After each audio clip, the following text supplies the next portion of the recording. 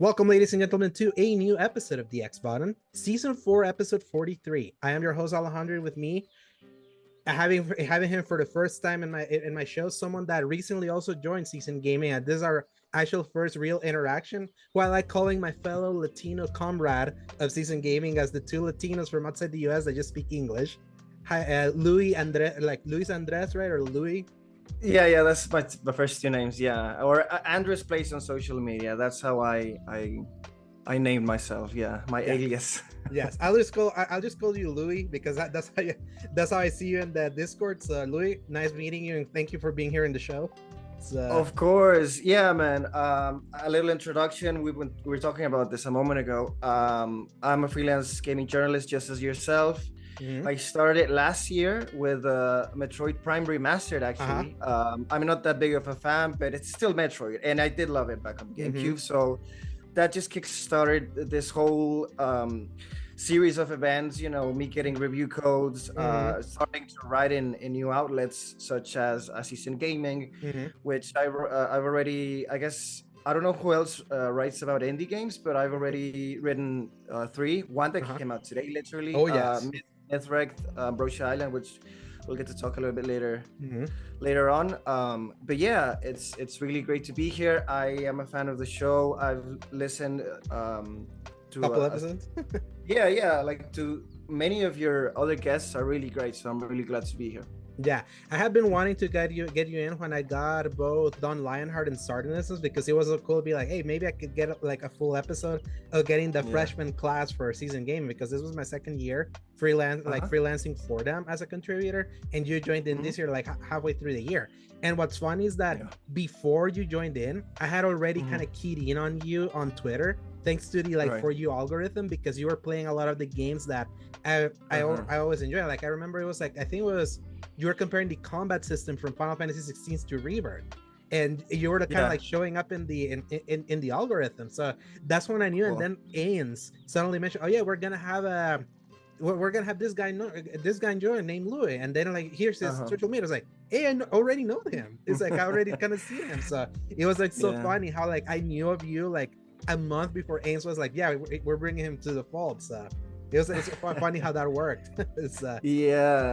I'm sorry. I'm just really glad that you saw like a good part of a good post from me, because I usually do try to have, I always try to bring into the fray all of these kind of games. Like I always say that indie, AAA, and VR, I try to balance it all. But sometimes, like a friend ghostwrites some tweets for me that sometimes catch fire. Like there was a tweet. It was clearly a joke, but a lot of people took it seriously. I know, Black Myth Wukong one. Yes. Oh my god. Yeah. Let's keep that in the past. But yeah, I'm glad that like my friends and people like you saw through it, and we're like, well, this guy is joking. This guy's clearly joking, and I was. But some people were like, oh, Yes, it was Jordan Midler from BGC caught on that tweet, and he had like a very snarky response. I was like, I know that's probably like a joke, and we knew it was a joke, but I was like, I'm so tired of the Twitter drama, especially now post 2024 election. You can find us all now on BlueSky, because over on BlueSky it feels like a haven where of people that are more like-minded, that are interested more in the like legit conversation, instead of like the drama that's all over Twitter. Even though it's so hard for me to get away from Twitter still, because that's a habit from 2008 that's gonna be so hard for me to like break off. And sometimes Twitter can be really funny, like what happened today with like the whole thing with the CEO that got killed. Like, that was intense. In the responses to that, I was like, this is so dark, but it's so funny. Like the responses to this, like people can go real far. It's crazy, because it's true. Like Twitter, like it's like a toxic relationship. I've seen a lot of Skeets, posts on BlueSky about what Twitter is right now, and it's true. Like it's just a lot of dunking on other people. Like it's some people love it, some people even miss the conflict. But me personally, I mean, as you've seen on my posts, I'm just chilling. Like I'm just really glad that I can show my love for the games that I play, and not have, like, as you said, like a snarky response, or someone telling me that it's garbage, or that I'm something horrible, whatever. So I don't know. It's been a really crazy year as a whole, and this year especially, I'm really glad that I gotta be a part of this episode because we're gonna be talking about the end year. of year stuff. So that's always really exciting. Yes, and one thing that I really appreciate about you is that you love finding the positivity into things while also like acknowledging like the issues, like in a way that's not like augmented, like how you see everywhere. That it feels like either something's a masterpiece or it's trash. That's kind of like the level of discourse that you tend to see like on Twitter nowadays, because it's all meant to trigger and to trigger people into like a fight or flight response. And even despite that, you still kept like pushing, like at least trying to find, always finding the kernel of good stuff. And I tend to be like that unless something really like bothers me, but I always try like I always like giving the benefit of the doubt of things. And I may have been burned a few times, but I rather prefer that because the world's too dark out there. It's way too dark. It's gonna continue getting dark. We're getting into Black Ops 2 territory, 2025 next year. So it's like it's already looking really eerie. So might as well just keep the positivity. So I really appreciate like what you've done, because it's inspired me also more, because it's like I like hearing of someone from outside the US that is able to kind of like get into like the flow of like the content creation things from like the US and all that. And it's like that's been kind of something that I've been like pushing to side. So I'm finding you like a kindred spirit that way. So I'm really excited to see where the conversation takes us today. So before we nice. and before we dive in, just as a reminder, this is the X Bottom Podcast, Escapes Gaming podcast that posts every Fridays from 10 a.m. onwards, God willing. Available on the YouTube channel Escape Gaming, as well as most audio services around the world, Apple Podcasts, Spotify, and the like. You can find links in the RSS feed at tinyurl.com/escapegaming. If you're enjoying our show, give us a like and subscribe. And just a little housekeeping. The day that we're recording this, I uploaded the episode that was supposed to go out last week for Thanksgiving. It was a hectic week that I was expecting to be like, I recorded that early. I was like, I'm gonna be able to upload that, no problem. And then my life just kind of became so crazy for that entire week. I didn't have any rest. It was like a crazy thing at work. I was like, and I kept like delaying. I was like, you know what? I knew I was gonna record with you, so I was like, I'm gonna upload that thing today, and then by tomorrow, I'm gonna put it in the description. The normal episode from the same week's also posting, so don't worry. I just have to do like double uploads. I tend to never miss, but it's just been it's been quite the year, this I tell you. But as a whole, But with that, with housekeeping out of the way, let's talk about what we've been playing. So, Louie, I've been playing a bunch of stuff. Like, I have not locked in on a game in a while because I recently got my PS5 Pro on the 21st. So I didn't get it on I bought it on the 7th, but my sister brought it 2 weeks later here to El Salvador. So I know you also just got a PS5 Pro, and you've been playing a bunch of games. I know you recently beat Dragon Age the Veilguard. I saw your post. What do you think of it overall? It's funny, and I'm glad that we can talk about this on a more open format, because when you post about it on this microblogging sphere, it's really difficult to not come off like as a shill if you like it, and that's what and I liked it. I did see, I don't have a VRR TV that goes like at 120 frames. I'm looking into that, but like I might do it next year. But what I did see, and we'll go through the list, but starting with the Veilguard, I just finished it. I played it for 100 hours. Let's say like around 70 of those hours were on a normal PS5, and I did realize that it looked like kind of crisper. Like it does look like it looked blurrier, like on a normal PS5. No, and not only that, I think like that's a common theme that I've been seeing on all of the games that I've played so far. They look sharper, less blurry, and I don't know. As a whole, it's crazy because the system is taller and slimmer than the PS5, right? I had an OG weightless. Like I could like lift it. I was like, this is insane. How is this so light compared to like the old PS5? Which do you see my whole thing that my old PS5 died over a power surge? Like, when I mentioned it in whatchamacallit over at the SG chat, because I was reviewing Dragon Quest. So it was like I didn't know. So much happens. It was like literally my PS5 that I already had a Pro coming in, but I was reviewing Dragon Quest 3. So I was like, crap, what do I do? So I ended up also buying a Slim, because I was like, oh my god.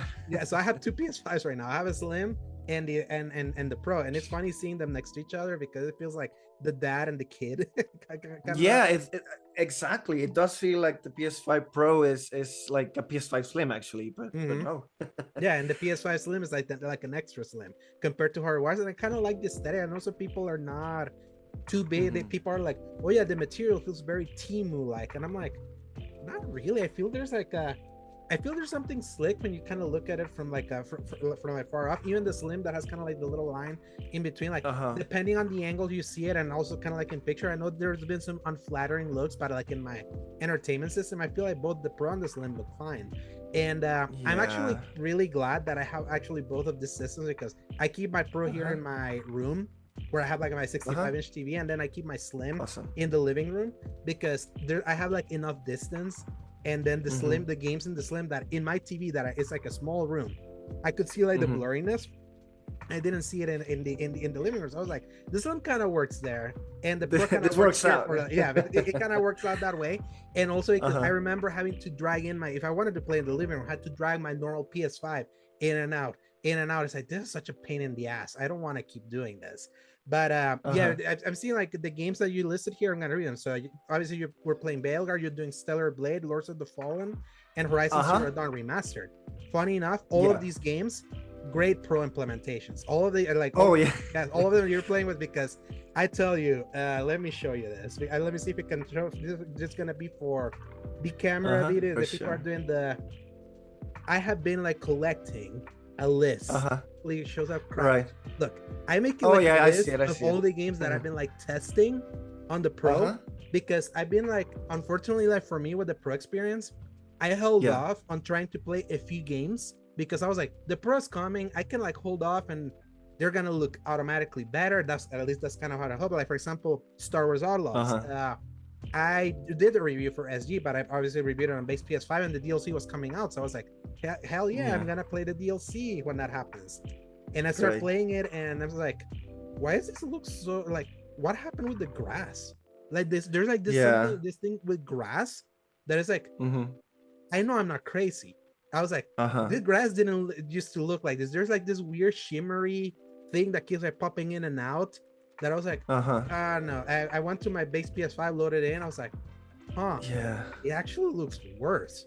Rise of the Ronin. Crazy. Rise of the Ronin, another game that I have been like playing recently. It's funny enough, it got patched yesterday, because 2 days ago it was like the same. When I tested it 2 days ago, I was like, I know I'm not crazy, because like, why is the grass looking so blurry, though everything else looks so sharp? A recent patch from yesterday diminished the shimmering on Rise of the Ronin, and because everything else already looked sharper, I was like, okay, it went from really bad to okay, it's at least good, and it's running better, because Rise of the Ronin was not a great running game on the frame rate, but it had like some performance problems. Star Wars Jedi Survivor, I had a New Game Plus save that I kind of wanted to keep playing. That's probably one of the worst downgrades that I've seen, like in visuals and like performance mode, because the shimmering in the grass, I'm like, and because it was like this weird thing where they disabled ray tracing like in the middle of last year, after that game had come out, because it had ray tracing in the performance mode. That's like notoriously one of the worst performing performance modes on PS5 and Xbox Series X, until they turn off ray tracing. And so then later last year, you could play like Jedi Survivor with like better frame rates. But I was like, I'm gonna wait a little bit before I do my New Game Plus, and then I heard, Jedi Survivor is getting a PS5 Pro patch. Cool, I'll play it too. And I started playing. I was like, this is giving me eyesore, because like it's, you played Jedi Survivor, right? I did, I did. Yeah, so when you're in Kobo, the big like the big desert planet that serves kind of your base of operation, is like, and there's so much grass there. So it's like, gosh, it's like I'm seeing like all this strobe like effect. It's like, it looks so blurry. I even took a screenshot and sent it to my podcast co-host Paul, that he rarely like notices visual stuff, but even he noticed it in the screenshot. It was like, oh, why does it look like smudge? I'm like, right? I'm like, what did like, it feels like. And then like a Digital Foundry like posted a video of Avatar Frontiers of Pandora that also had the same problem. I'm like, interesting, Ubisoft game. I played that's what I was gonna say. I actually did review last year Avatar Frontiers of Pandora. And I loved it. I loved it because it's I think it's gonna come up. That's awesome that you reviewed it, but I think it's gonna come up now that Indiana Jones and the Great Circle reviews and early access coming out, because I think it was a great homage to the movies, especially the first movie. You know, the thing with the Ikran. You know, that whole mission, I think, was like something that you don't see or didn't see back then, right? When you were playing like movie games, they were pretty bad. But yeah, going back to the implementation of the PS5 Pro, like it's a new technology and we are really early adopters. So yeah, Ubisoft games, it's true, they're the ones that are performing the worst. I saw it myself as well with Avatar. So it bums me out, of course. I really wanted to dive into the DLC that just came out as well. Same. But I think I'm gonna hold off and pray and hope that they sort it out. Yes, I'm hoping that they sort it out because because what's funny is that I have a cute memory. I remember the PS4 Pro in 2016.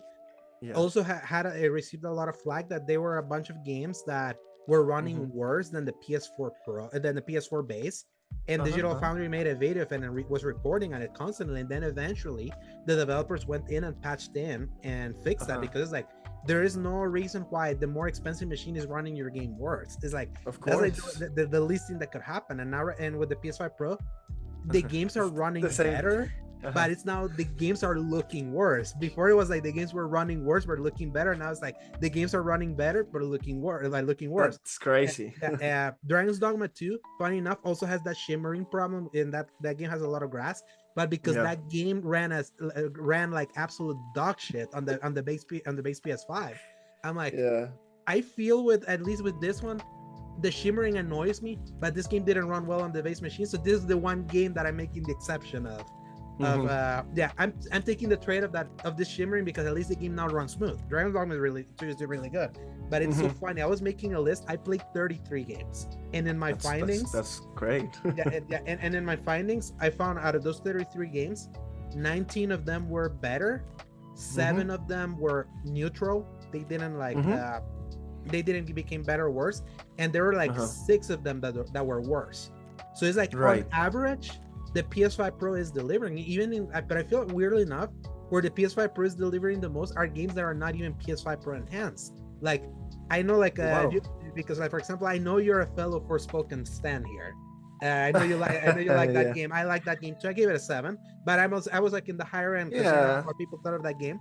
The PS5 Pro made that game better without a patch, because it was like it had the better hardware and that game had a lot of dynamic resolution stuff. So when you put in that a PS5 Pro patch, it's like, this is looking better in the game, and they didn't even have to do stuff. So it's funny seeing that the better hardware of the PS5 Pro can help those games without kind of going in. Another game that subtle improvements, but it's there, Final Fantasy VII Remake. Obviously, Rebirth.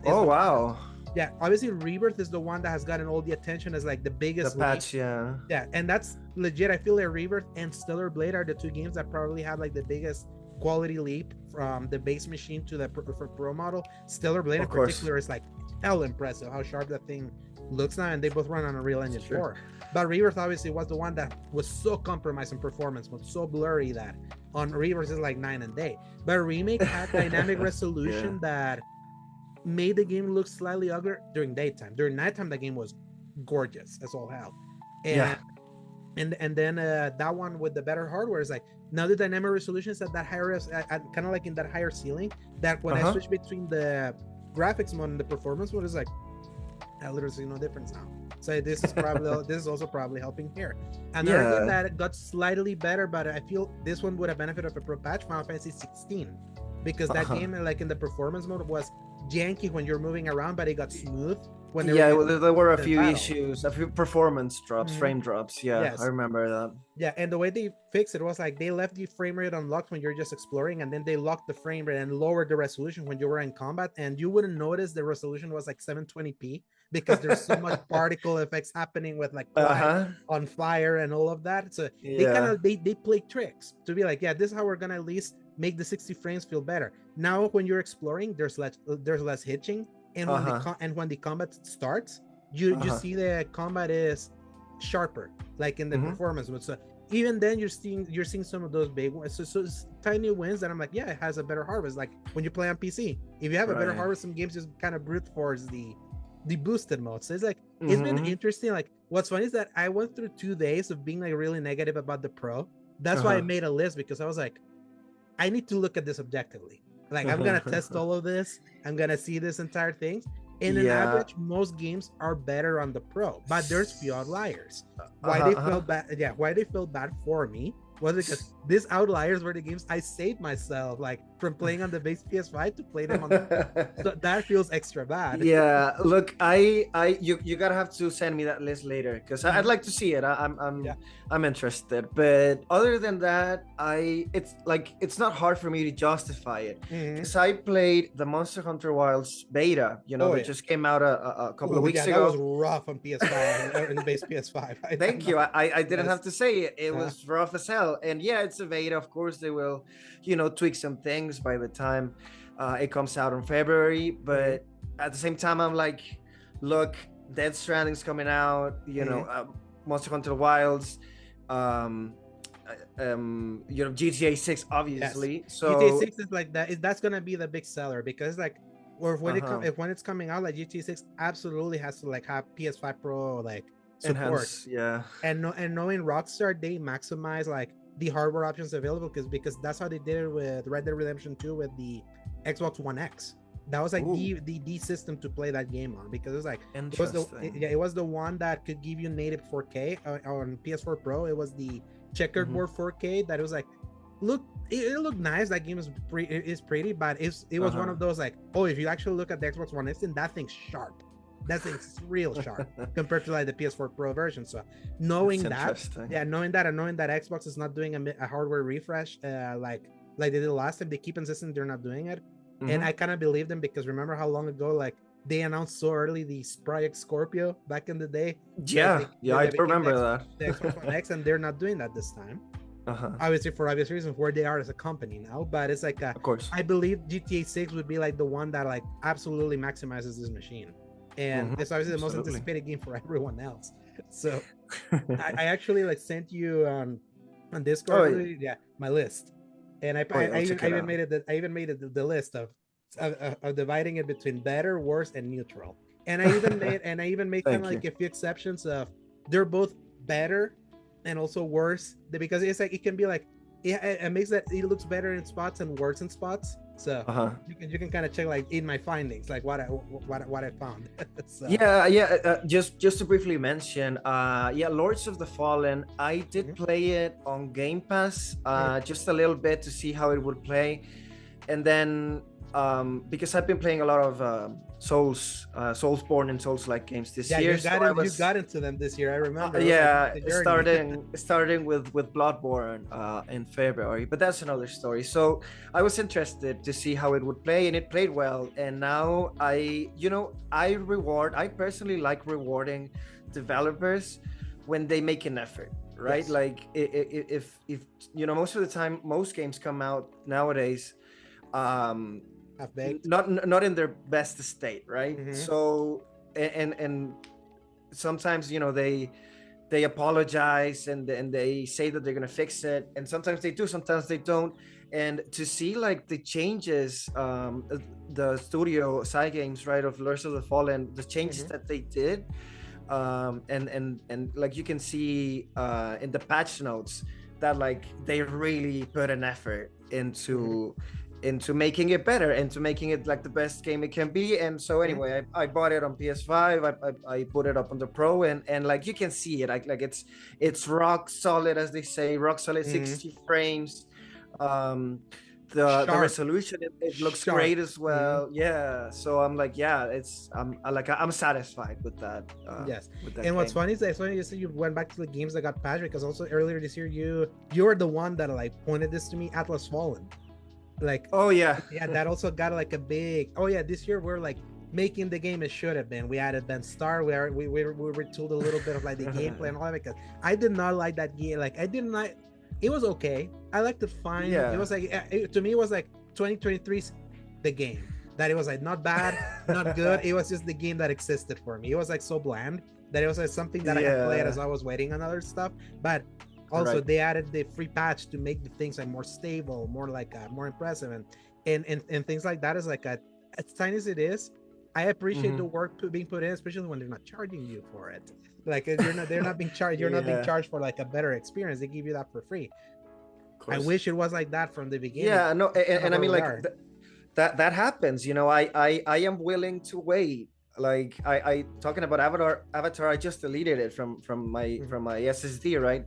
And I'm gonna wait. And I waited, for example, like I guess the longest waiting time that I've done recently, it's probably Cyberpunk 2077, and it was so worth it, right? Yes. Because in December of last year, actually, it had like this huge patch, and the DLC as well, and everything was so much better. The changes to like the armor, there were no bugs anymore. Everything just runs so that smoothly. Game is so it's so clean now. It's insanely clean. That is like, why wasn't this the game that I played in 2020? Because I played the PS4 version in 2020 when it was like running like 20 frames. And I was like, I cannot do this. I cannot do this. But like, it was so broken that my video broke, and I shared it to Destin Legary, that then got caught up by Paul Tassi from Forbes, and he featured it in one of his articles. That's why. That's why I put that's why I put in my bylines featured in Forbes, because he featured me there. That's beautiful. That's amazing. But yeah, absolutely. Like, it's one of those games that. I played Cyberpunk 2077, the 1.5 patch, because they relaunched it every few years. Like two times. And they gave like a free trial, right? So I tried it, and like I could see the vision, as you could say, but at the same time, I was like, they said they were gonna keep on patching it, so you know what? Just wait. It looks like it feels good, but I'll wait. And it was worth it in the end. So like, there's plenty to play nowadays. There's still plenty of games to play. 1.5 patch happened literally 3 days before Horizon Forbidden West in 2022. I remember that vividly. I was like, why are you guys launching it right now? I was like already looking forward to Forbidden West. It was like, and I was also waiting for to finally play Elden Ring, right? Yeah. Like, what the hell? Like, it's like, what do you drop? It's like, my mind's already like committed to Horizon. Sorry, Cyberpunk, but it's funny how they had like that. It had two relaunches, which was 1.5 and 2.0. 2.0 was for Phantom Liberty, and their other soft relaunch was the anime, the Edge Runner, the runners that happened later that year. Because like that anime was so good and that game was already available, that I feel everyone was like, I'm kind of in the mood to play Cyberpunk, and then they were like, it's already there and it's fixed, 1.5 patch, go there. So I feel that's kind of like what they did, how they did it, kind of like a soft. Yeah, we kind of screwed up releasing it in the middle of right before because it was like, remember, it was Horizon Forbidden West, for Forbidden West, and then Elden Ring a week later. It was like, why would you do that? Like, why do you put it there, considering that you're not a new release? You're like still like, you're still re-earning your goodwill. I feel they've sort of re-earned it now, especially with how good Phantom Liberty ended up being, which I still haven't beat. Like, it's still something that, because I keep getting distracted, but I believe in faith of people that I trust, that everyone swears by Phantom Liberty, how good it is, and I believe that. I played it, and it's pretty great, pretty depressing, but pretty great. Like, the gameplay, the gunplay is so great. Like, I really wish some other games, because like over the board, like some games falter in like, I don't know, gameplay or narrative or music or whatever. So I really do think that Cyberpunk subject matter is really intense. It's not for everybody, and it really takes a toll on you by the time you finish, but it's really worth it. Like all great games, Red Dead Redemption, I could keep on going, but like they ask stuff of you, right? Like for you to like get the best experience out of it. So yeah, go play it. Yes, absolutely, go play Finish it.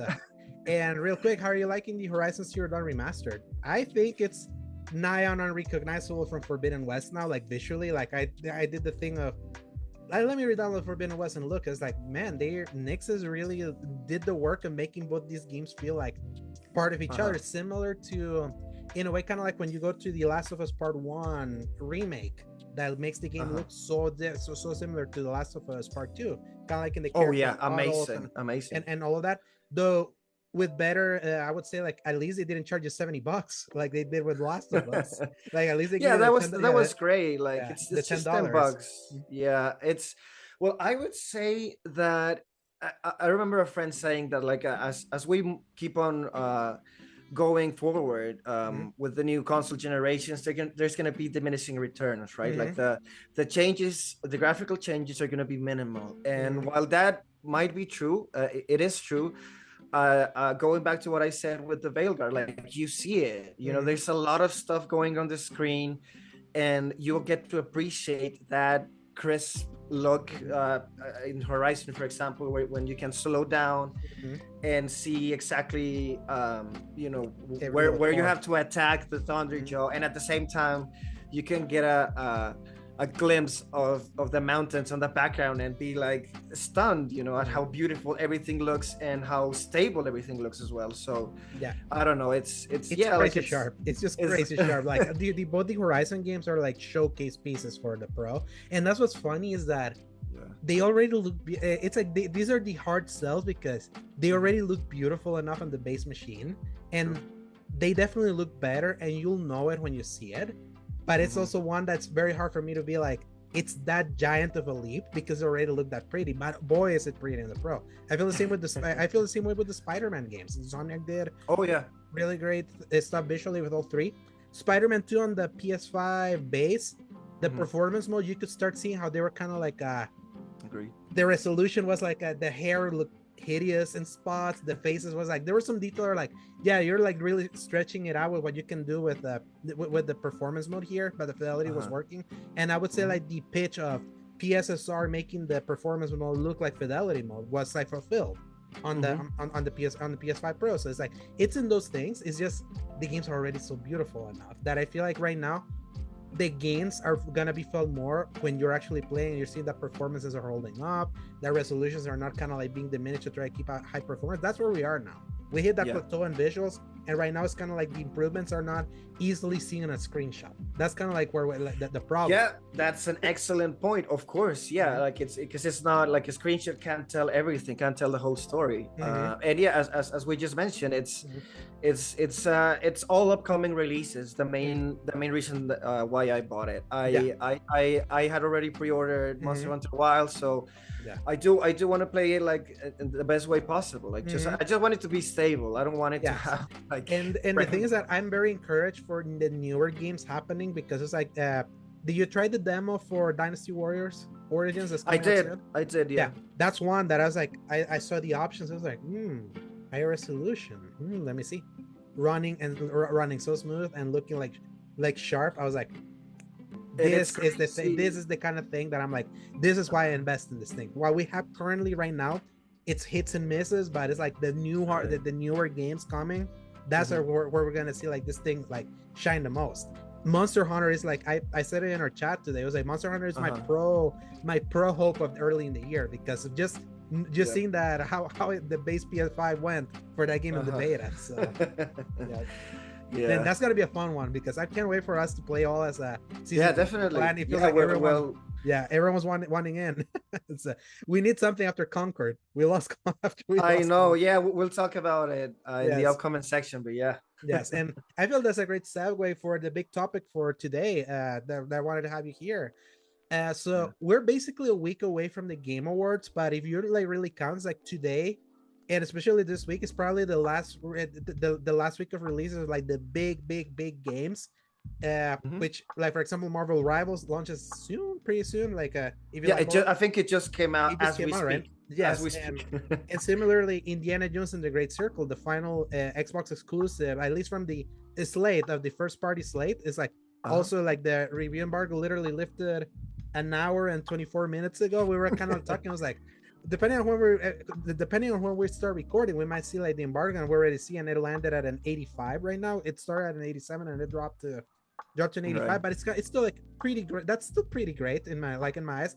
85 and above is something to be like happy with, not to like gnash teeth in, unless you're like a partisan console fanboy that just wants everything to be a 90, and that's a miserable way to be. Enjoy great games, people.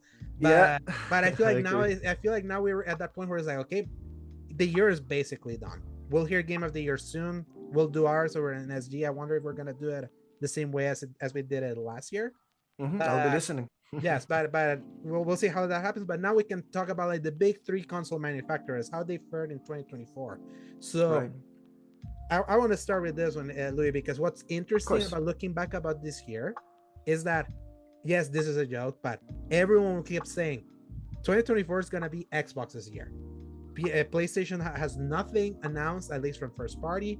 Nintendo is kind of like in a weird lame duck position where it's like they had their big 2023 send-off games with Tears of the Kingdom and Mario Wonder. You know, the Switch 2 is like gotta be here, and then they decided, nah, Switch 2 is not happening this year because the economy is not great. They need more time. Not great. Yeah, they needed a little bit more time. So conventional wisdom was like, yeah, this is gonna be finally like this is gonna be where all the X start hatching for Xbox. When I look back on what how like my year went, it's like I don't feel that played out for Xbox like I was hoping, because let me put it like this. That conventional wisdom made me upgrade from a Series S to a Series X last December. In Best Buy, I bought it for $349, the Series X. So I was like, hell yeah, I'll upgrade. It's like that's a great price, yeah. It's like they're supposed to have like the better slate, quote unquote, from all of them. So I might as well like buy in now and be ready, because like the Series S was already kind of like stinking a little. I was like, I know it's like yeah, these games are not like it played Starfield fine for me. I know that they did work hard to make that work on the Series S, but so many games I was like, this is looking way too blurry. This is like not running well. It's like they sold me a bill of goods with the Series S. It's like if maybe I was with if I played it just at a 1080p monitor, or if I still had my 1080p TVs, maybe the Series S would still be like something that worked. At 4K TVs, it was not working for me. So that's why I was like, I get it. Might as well get the Series X. And I don't know if like how do you feel Xbox was this year? Because I feel like on paper it was not too bad. They got a few stuff like from indies. They launched day one, like they got to launch day one on Game Pass, and they had like a few first party games, like from the first party that obviously from the first parties they bought a long time ago, to the Bethesda acquisitions and the Activision acquisition. I feel like I can't remember a worse PR year for a company like Xbox has had this year. Where and I think it's crazy, man, because this is a conversation that feels like a deja vu. It always feels like next year is gonna be Xbox's year. And don't take me wrong, like I don't like speaking ill of any company or any games, but it does kind of feels like that every year. And then you know the year ends, and then you look back and you're like, well, you know, it was okay, which was okay. But like from my perspective, as you know me by now, I love indie games. I love if you only look at the exclusive slate of Xbox games, it's not that great, really. That's why I added it on our list that we will mention. But then you got on Game Pass, you got Harold Halibut, which was a great game that I loved. Dungeons of Hinterberg. Great game. I love Dungeons of Hinterberg. Yeah, Still Wakes the Deep, Another Craft's Treasure. Those are all great games, but most of them also released on other consoles, so they don't count as exclusives. But I just want to mention them because you mentioned a moment ago that Xbox's strategy, as you said, that it's not going to have a mid-gen refresh. Xbox's whole business designs, business choices are going in a completely different way, and I think that reflects that's reflected on my experience as well, because I have this is an Xbox new ad campaign. Yes. That, you know, if people haven't seen it, it just shows a bunch of different devices, a PC, an Xbox, a MetaQuest 3, which I have. And that's where I play, and it feels really great because it's immersive, you know. It's like this huge TV with the goggles, so it works for me. But as a console owner, I do feel like, I don't know, some people might be feeling left out, right? Yes. I feel they massively shafted their console, like the console owner that was all bought into the ecosystem of wanting the Xbox to be like their place. It felt like Xbox was like very hurriedly, like in a very fast way, wanted to just try to go everywhere at once, that it left the Xbox owner feel like a second class citizen. It all started with like that I don't know if you remember the big podcast that happened in February, where it was like the big business update when all the leaks started happening. It was like, oh yeah, I remember that. yeah. Sea of Thieves is going like, because it was reports. It's like, is Sea of Thieves going to PS5? Is Hi-Fi Rush going to PS5? Is Gears of War going to PS5? It's like it was all these rumors happened, and everyone was like, oh, it's so over. Then it's like they're really like going. Everyone made some joke that it was like after the Activision deal was like finished last year, like in and then some of the comments from the CFOs of wanting to like keep some things multi-platform and like really pushing that. Everyone's like, that feels like a Sega moment of them be like not willing to like grow their console business, but instead trying to go everywhere. And there was like a lot of copium of saying that that's not what they mean. They're just trying to keep some stuff that was multi-platform and stuff like that. And it really just goes to show that for as mighty a company as Microsoft seemingly is, with like their endless coffers of money, or so we think, that at some point when you spend close to $100 billion in acquisitions, because it's like, because think about it, 69 billion for ABK, 7.5 for the for Bethesda, and then whatever the other ones that they acquired from 2018 to 2020, like all of that, let's say 80 billion in acquisitions. It's a very aggressive expansion. Yeah, at some point it's like you acquire all of that, you're still like in third place because you're not moving units. Like Eric from Season Gaming, like he makes a joke that he goes to his GameStop over there in Canada. He just went to pick some stuff for like Black Friday, and he witnessed like 20 PS5s being sold like that, and no Xboxes. So it's like they really spend all that money, but it's like it's not like making the difference of making people like feel like they need to buy an Xbox. I feel like Xbox has made it so easy now, more than ever. Be like, you don't need to own that.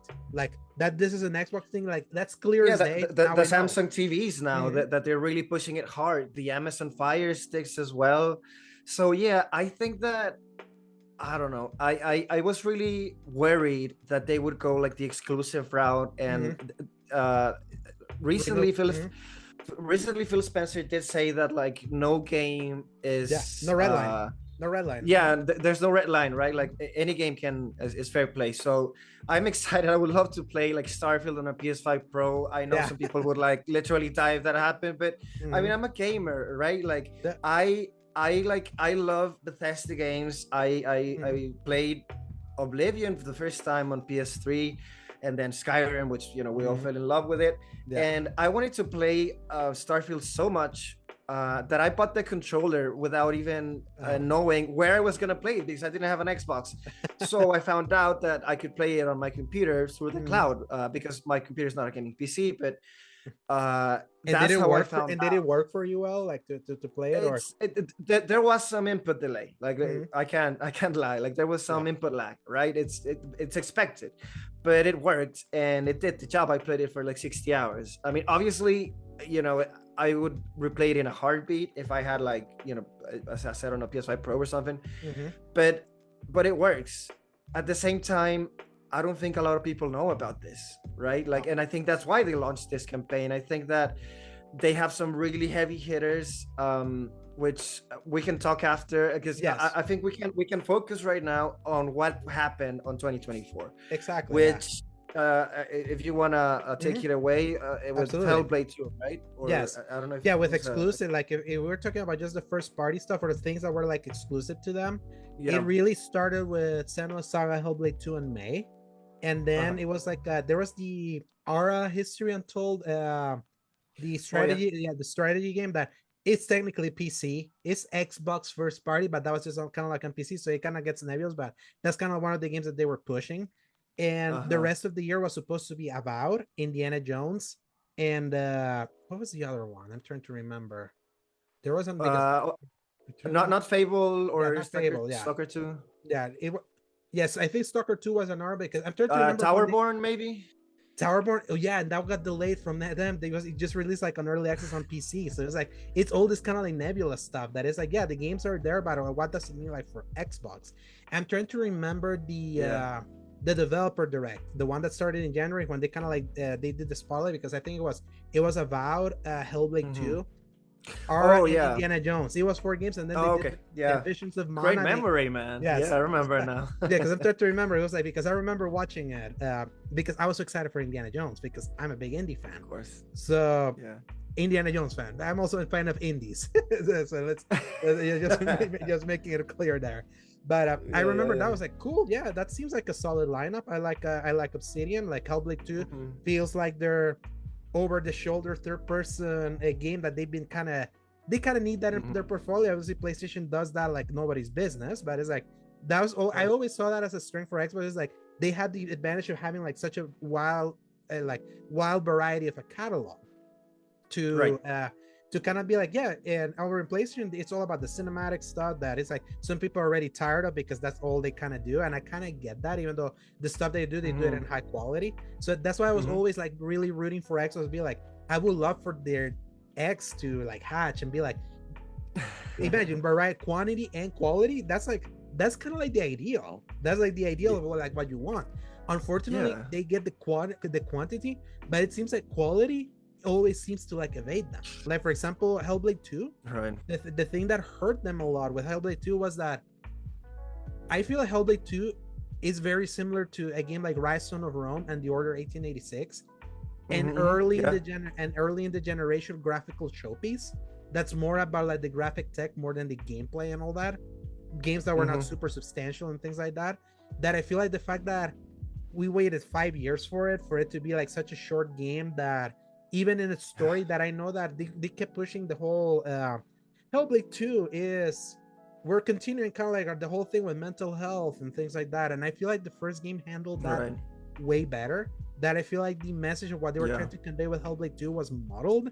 And I didn't feel quite as satisfied. Though it was pretty to look at. It felt good finally playing my Series X and be like, oh, finally something that rivals a lot of like PS5 first party exclusives, and at times looks even better in certain spots. It felt good finally. I feel like the Series X spent 4 years without a graphical showpiece for, if you remember, the most powerful console. Like that was like the big sell from this two. So that's why that was the one thing. But I feel Hellblade 2 for me kind of like came and went like a fart in the wind.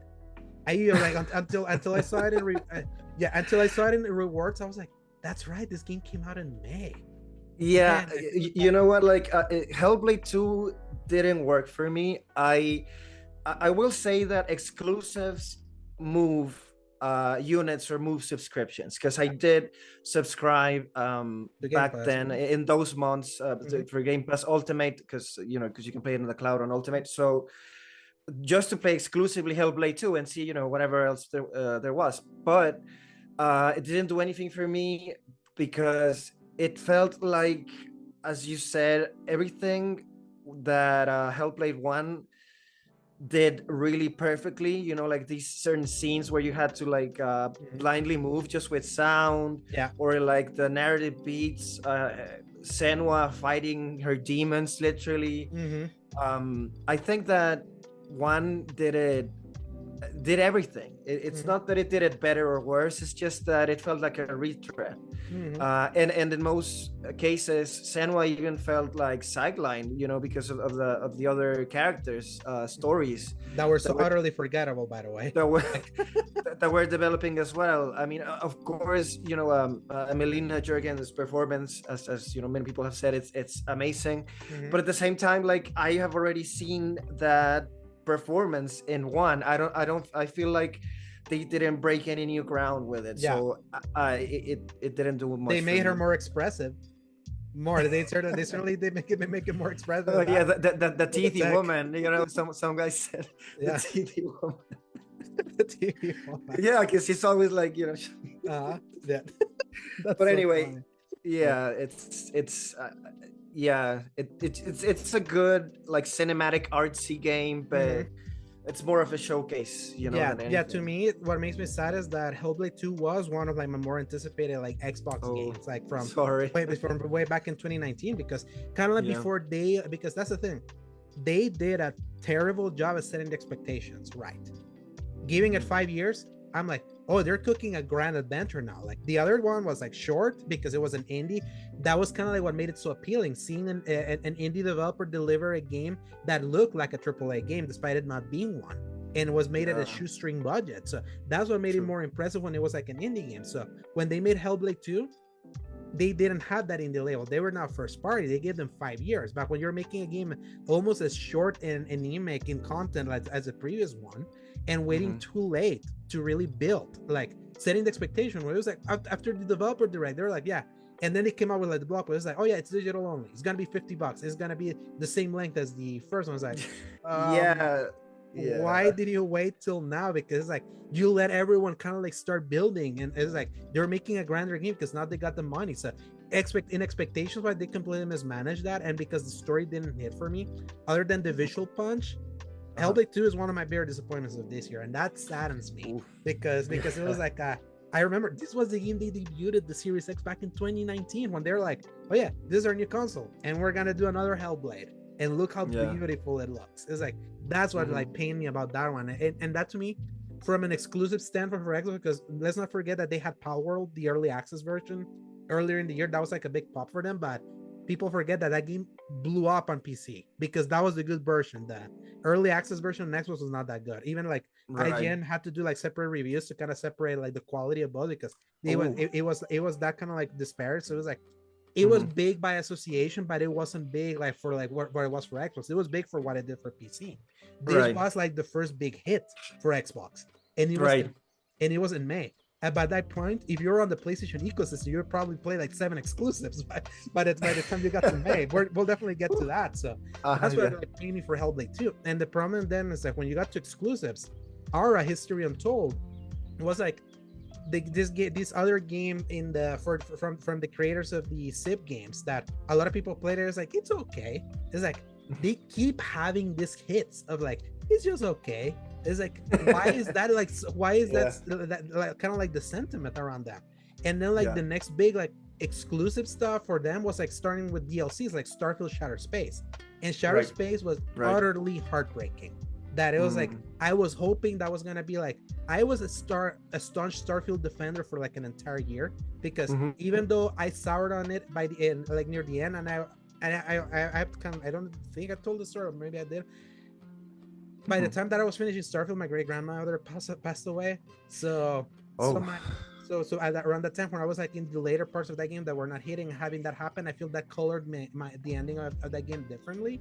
So I'm sorry to hear, man. Yeah. So then when I look back on the experience, like there was a lot of good here. There's a lot of things that exposed its datedness, and like in the design, especially when you play Phantom Liberty in Cyberpunk, you're like, oh yeah, it's like So Starfield, you're like way behind the curveball here, and don't even mention Baldur's Gate 3 that kind of like kneecapped it before, like a month before.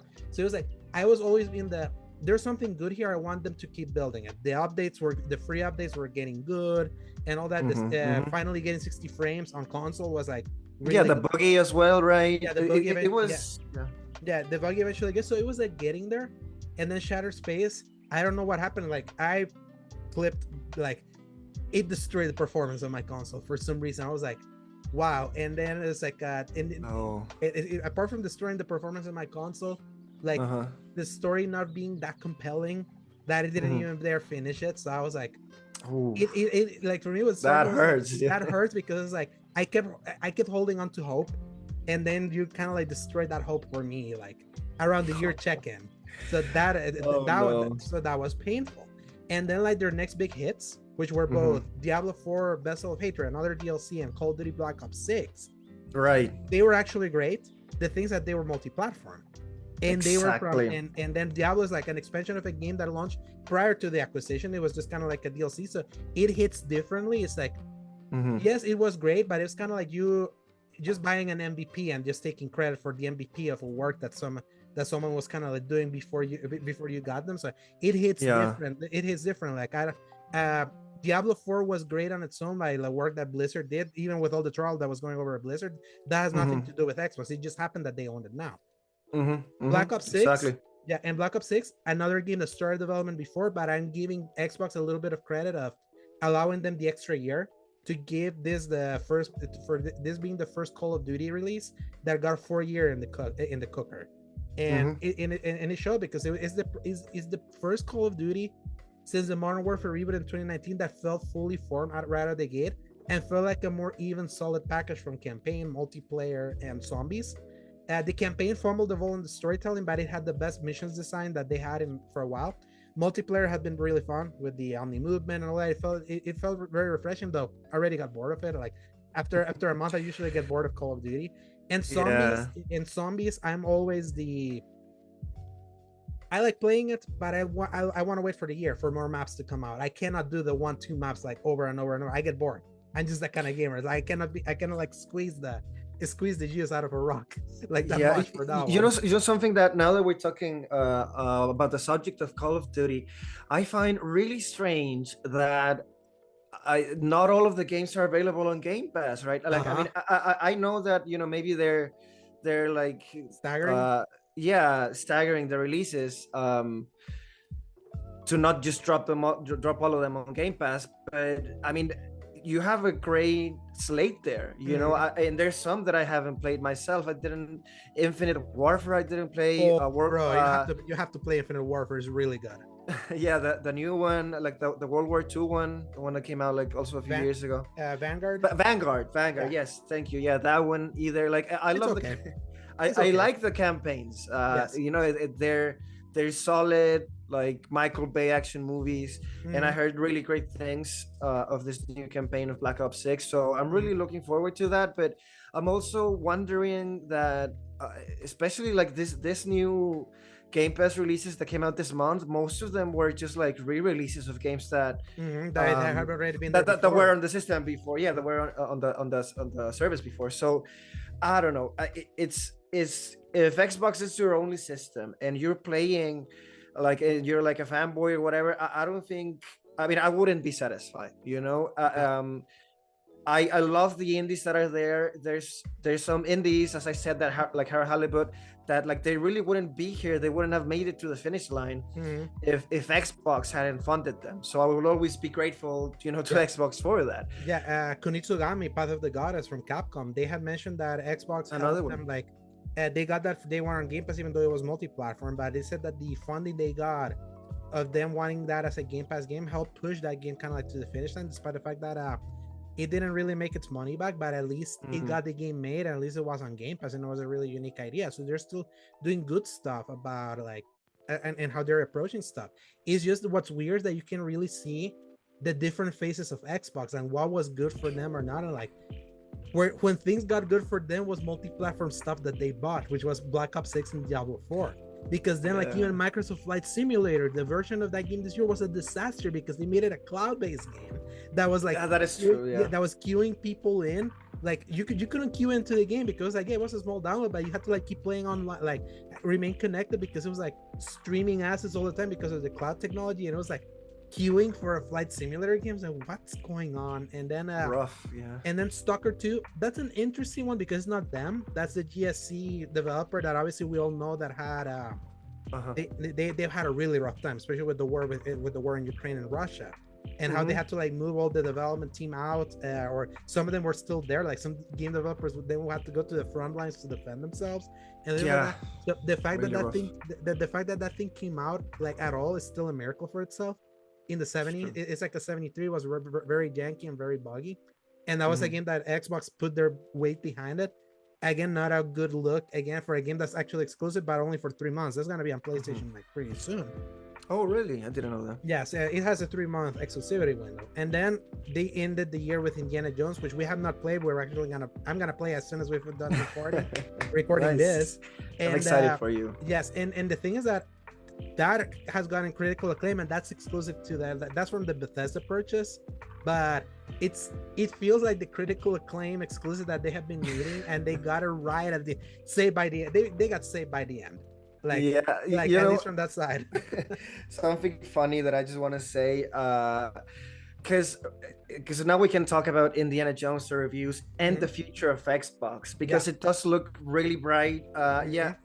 In May, Hellblade 2 came out, and the general consensus was that, well, Xbox is losing its esteem, and then boom, you know, they got the showcase in June, right? And it was like the greatest showcase ever, which they said that it was because the best thing ever. And it's like, true.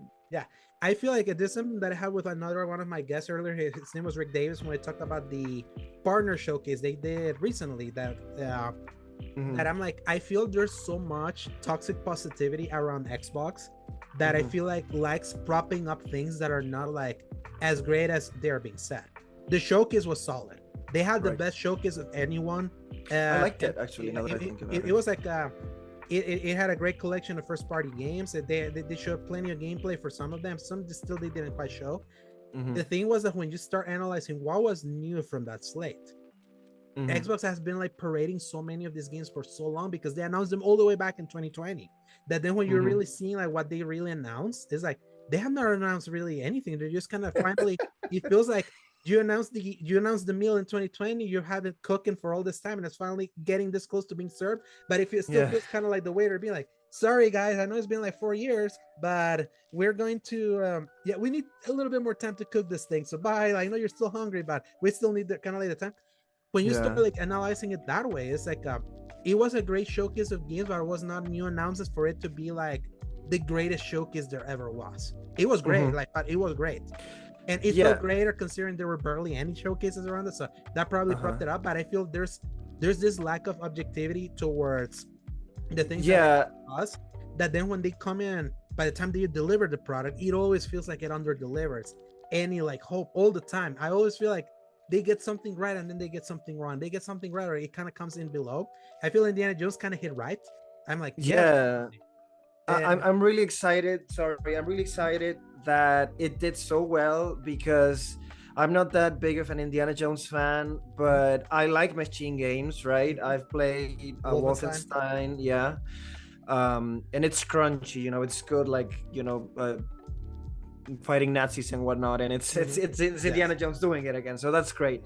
I love that it has open areas and it gives some agency to the player, right? There's side missions and stuff like that, and they say that it feels, what's most important, what I mentioned from the Avatar game, that it feels authentic to the franchise, which I think that's something that sometimes when games are made from existing IPs, that gets lost in translation, right? And so I'm really glad that Machine Games nailed it, because Xbox needs that win. And also, like, you know, to end on a positive note, I do think that like about Doom, Dark Ages, early next year, Fable, I think, and obviously Gears of War E-Day, I think I hope they all do great, because South of Midnight had positive previews. Oh yeah, and South of Midnight, of course, as well. Thanks for reminding me, because I think South of Midnight looks very beautiful, looks unique, and looks like something that I haven't played before. So, you know, I'm always rooting for that kind of experience. It feels like something so weird to come out of Xbox.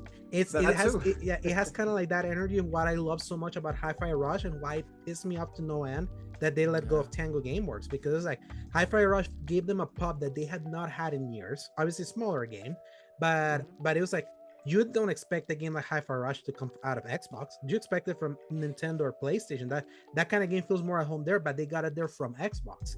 And it felt like them trying to commit into the kind of style that was gonna finally erase the stigma of Xbox as the bro shooter console, because that's usually what you expect from them. And then them closing Tango, thankfully Tango got saved by Krafton, so there will be a Hi-Fi Rush 2, and that'll be multi-platform. But that to me still like, you let go of that? Come on, man. It's like why like, you don't nurture your talent well. It's like, even when you have your wins, you do everything in your power to then like step on rakes all the time. And it happens so consistently for them that then when you have your direct competitor that has also stepped on rakes, like, and I'm definitely gonna talk about that, it happens so often in Xbox that is like it feels like they've done themselves so much ship damage that then when the other guys like get damage on their own, because the other guys are like keep getting hits, just keep getting hit over and over and over again, they just can't seem to get into like a consistent cadence. That's where that's what makes it more frustrating, that they're not in a better position than they should be, considering the slate that they have coming. And South of Midnight has that kind of energy for me, and it's great seeing, like, when I look at it at Doom Dark Ages, Gears of War, South of Midnight, and Fable, like, all together, despite Gears of War and Fable being like two 360 era like franchises, it's like part of kind of like that quartet that defined the 360 back in the day. This mixed with the other stuff, I don't mind that as much because at least you have your established franchise that you're parading around and having new stuff. The problem now, like with Xbox going forward, is that they did such fundamental damage to the Xbox brand with their this is an Xbox thing of trying to be everywhere because they're just not selling consoles, that I feel like this year was a great win for Microsoft Gaming, the publisher, but for the Xbox owner brand, oh man, it's like for what you knew as the Xbox brand, I feel kind of bad for them because it feels like they just got a parade of bad news and bad PR all the like all the time, and the big wins were the multi-platform wins.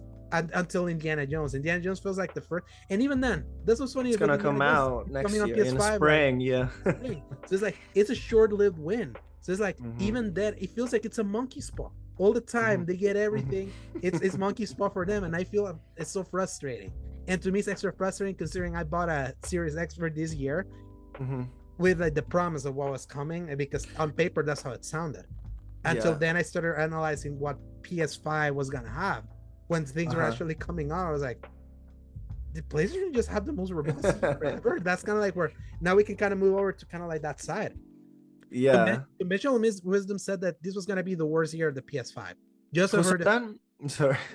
Everyone said that PS5 was going to have their it was going to have their worst year as the year was beginning. As the year was, because it was like they had no first party stuff announced. Spider-Man 2 had just come out like the year before on October. Their previous showcase from 2023 wasn't that great. I have to say that's one of the more disappointing showcases this generation, specifically because they made us wait for it. I can say it's like they made us wait 2 years for a showcase, and then by the time they arrived to a showcase, they had nothing. I remember. It was just like the Wolverine. Wolverine was 2021. And oh my god, so it's been really long. So it was like in 2023 the new first party announcements were Concord, Fair Games, and Marathon, that because they had just acquired Bungie. I think sorry I'm trying to remember. It was it had a lot of third-party games which looked good and were like good but were like average. It's not something that you wait like 3 years for, right? Exactly. And the thing with them is like I feel like Sony right now, like before I get into like where they are right now as a company, I feel right now they're like in a state of flux because there's so much contradictions within that company that I feel they need to kind of iron out. Like we're 4 years into this generation. 2 of these years they skipped showcases, but they have state of plays. But they have established showcases as this big thing that then by the time the state of plays kind of come in, everyone always like nudges their nose and it kind of like tries to ignore them and be like, it's not going to be that great, despite the fact that the states of plays have gotten better. That I feel like they really have to come out and kind of establish, will showcases still be a thing? Are they just going to be every other year? Are their games so like high budget and takes so damn long to make now that they just can't realistically like happen at a cadence for them to have a showcase? It's like they gotta pick a lane, because that's the thing. Like Sony was still fairly talkative this year, but they have a fairly like rough perception problem of. I feel the sentiment towards PlayStation is always negative. Like when you see online, there's always something that's kind of going there. But then when you talk about PlayStation, the delivery of content is like, they didn't have first party stuff announced. But look at this list. Let me just read it.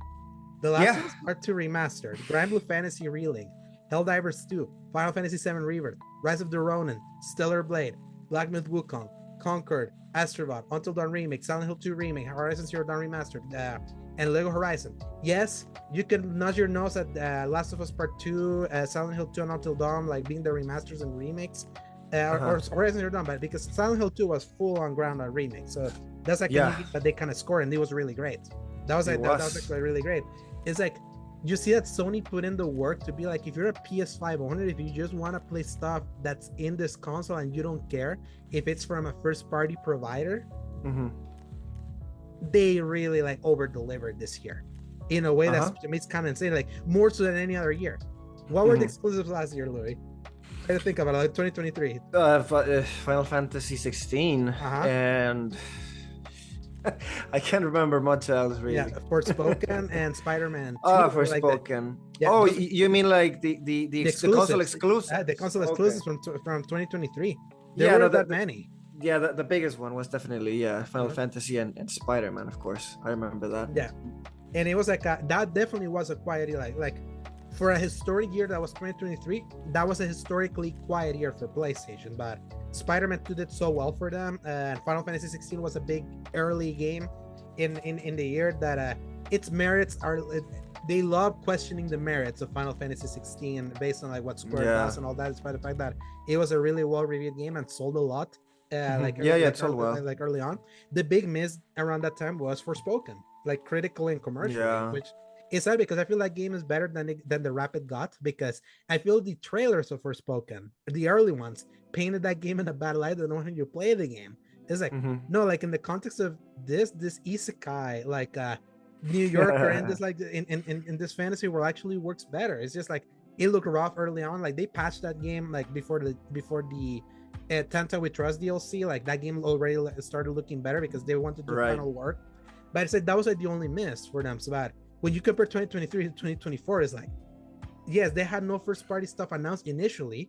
We only knew about Concord, which by the way, like we also have to know that Concord is the biggest high budget flop in the company's history. It's crazy to look at it all in perspective, because what happens, right?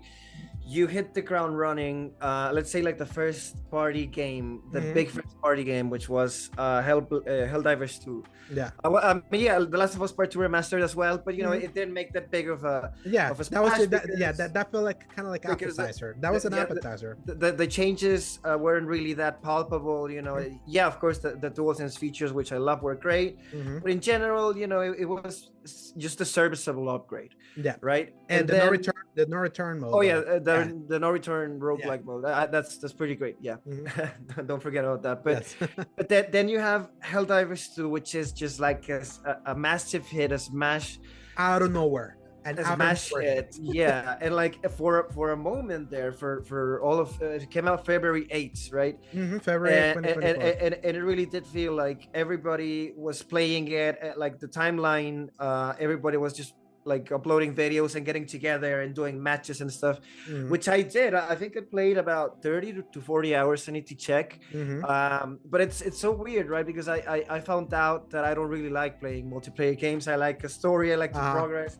But like for those 3 weeks, this solid 3 weeks of February, I was having a lot of fun. And if I hop in now with some friends, like I will still have a lot of fun. Like the core gameplay loop is really great, and they sold like 12 million copies. Like so million. It became, and that's so ironic, right? Because now that means Helldivers 2 became like the most sold Sony PlayStation exclusive, which is crazy, right?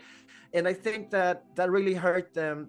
That really skewed their outlook. That came to bite them right in the ass in the end with Concord. Yeah. Because now in hindsight, I personally did enjoy it a lot. A lot of the real actual criticism was overshadowed by, you know, the PSN thing. Yeah. No. The Concord was overshadowed by the DEI conversation, which was horrible. Oh yeah. But the real issue of Concord, and now I can see it clearly. I wish PlayStation could have seen it clearly back then. Was that the multiplayer space is really it's too much. There's too much of it, and it had to be free to play to even have a chance to get an audience.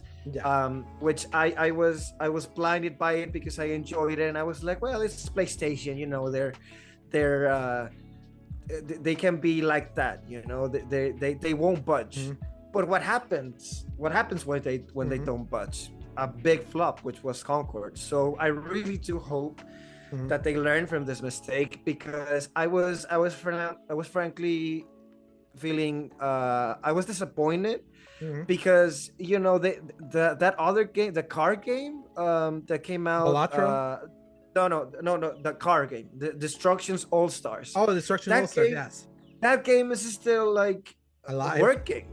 Yeah, like I mean, how can you keep that alive still? And Concord just didn't give it a fighting chance. I was so sure that they're gonna relaunch it as a free-to-play game, and then boom, no, it's just like no second chances. You're out.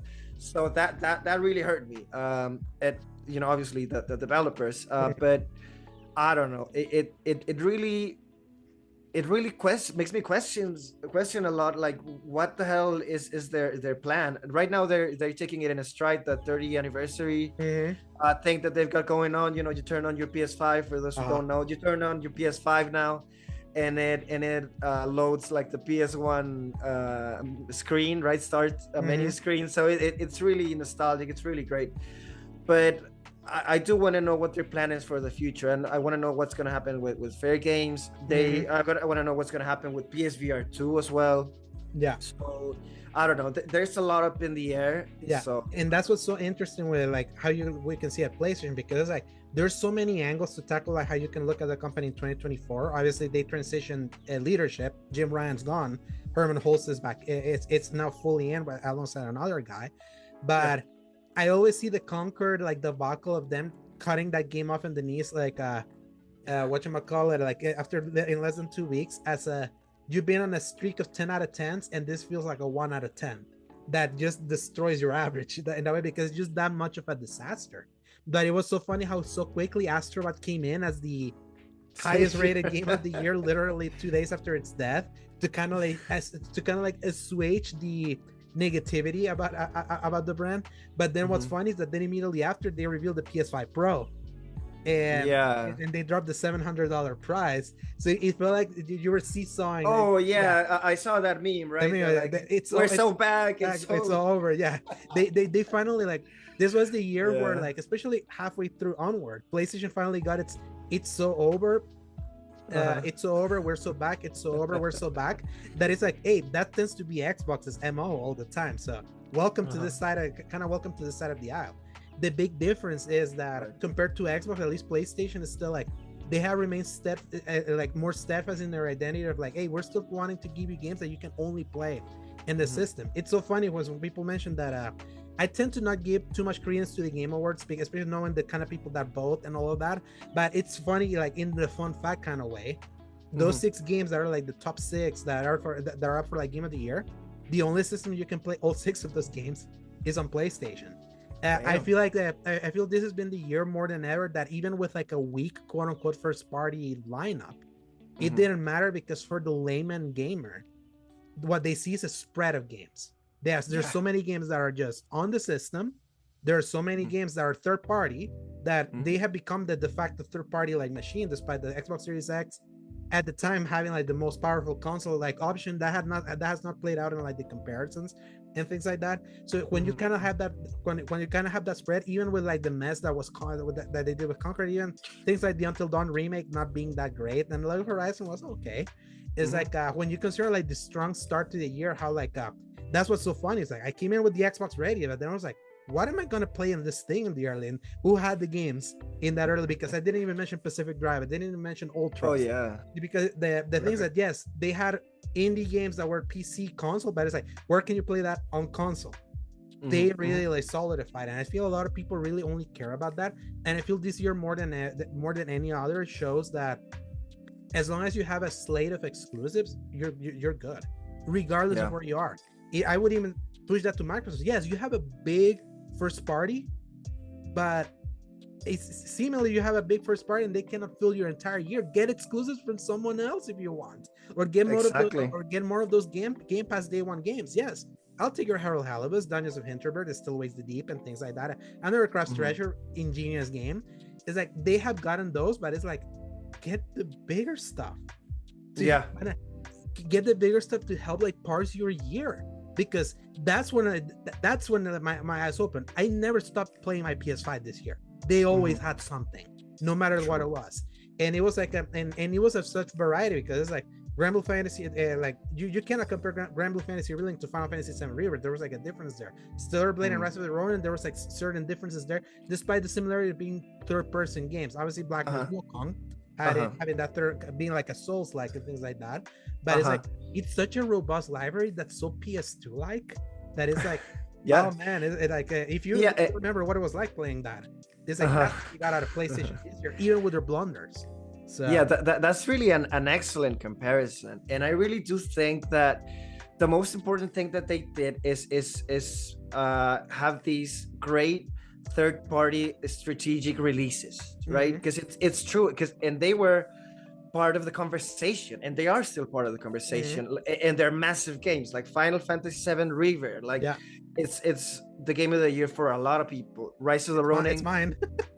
Yeah, that's great. You got Rise of the Ronin, which is like 100-hour game or more if you want to, another massive game that can keep you occupied for a whole month.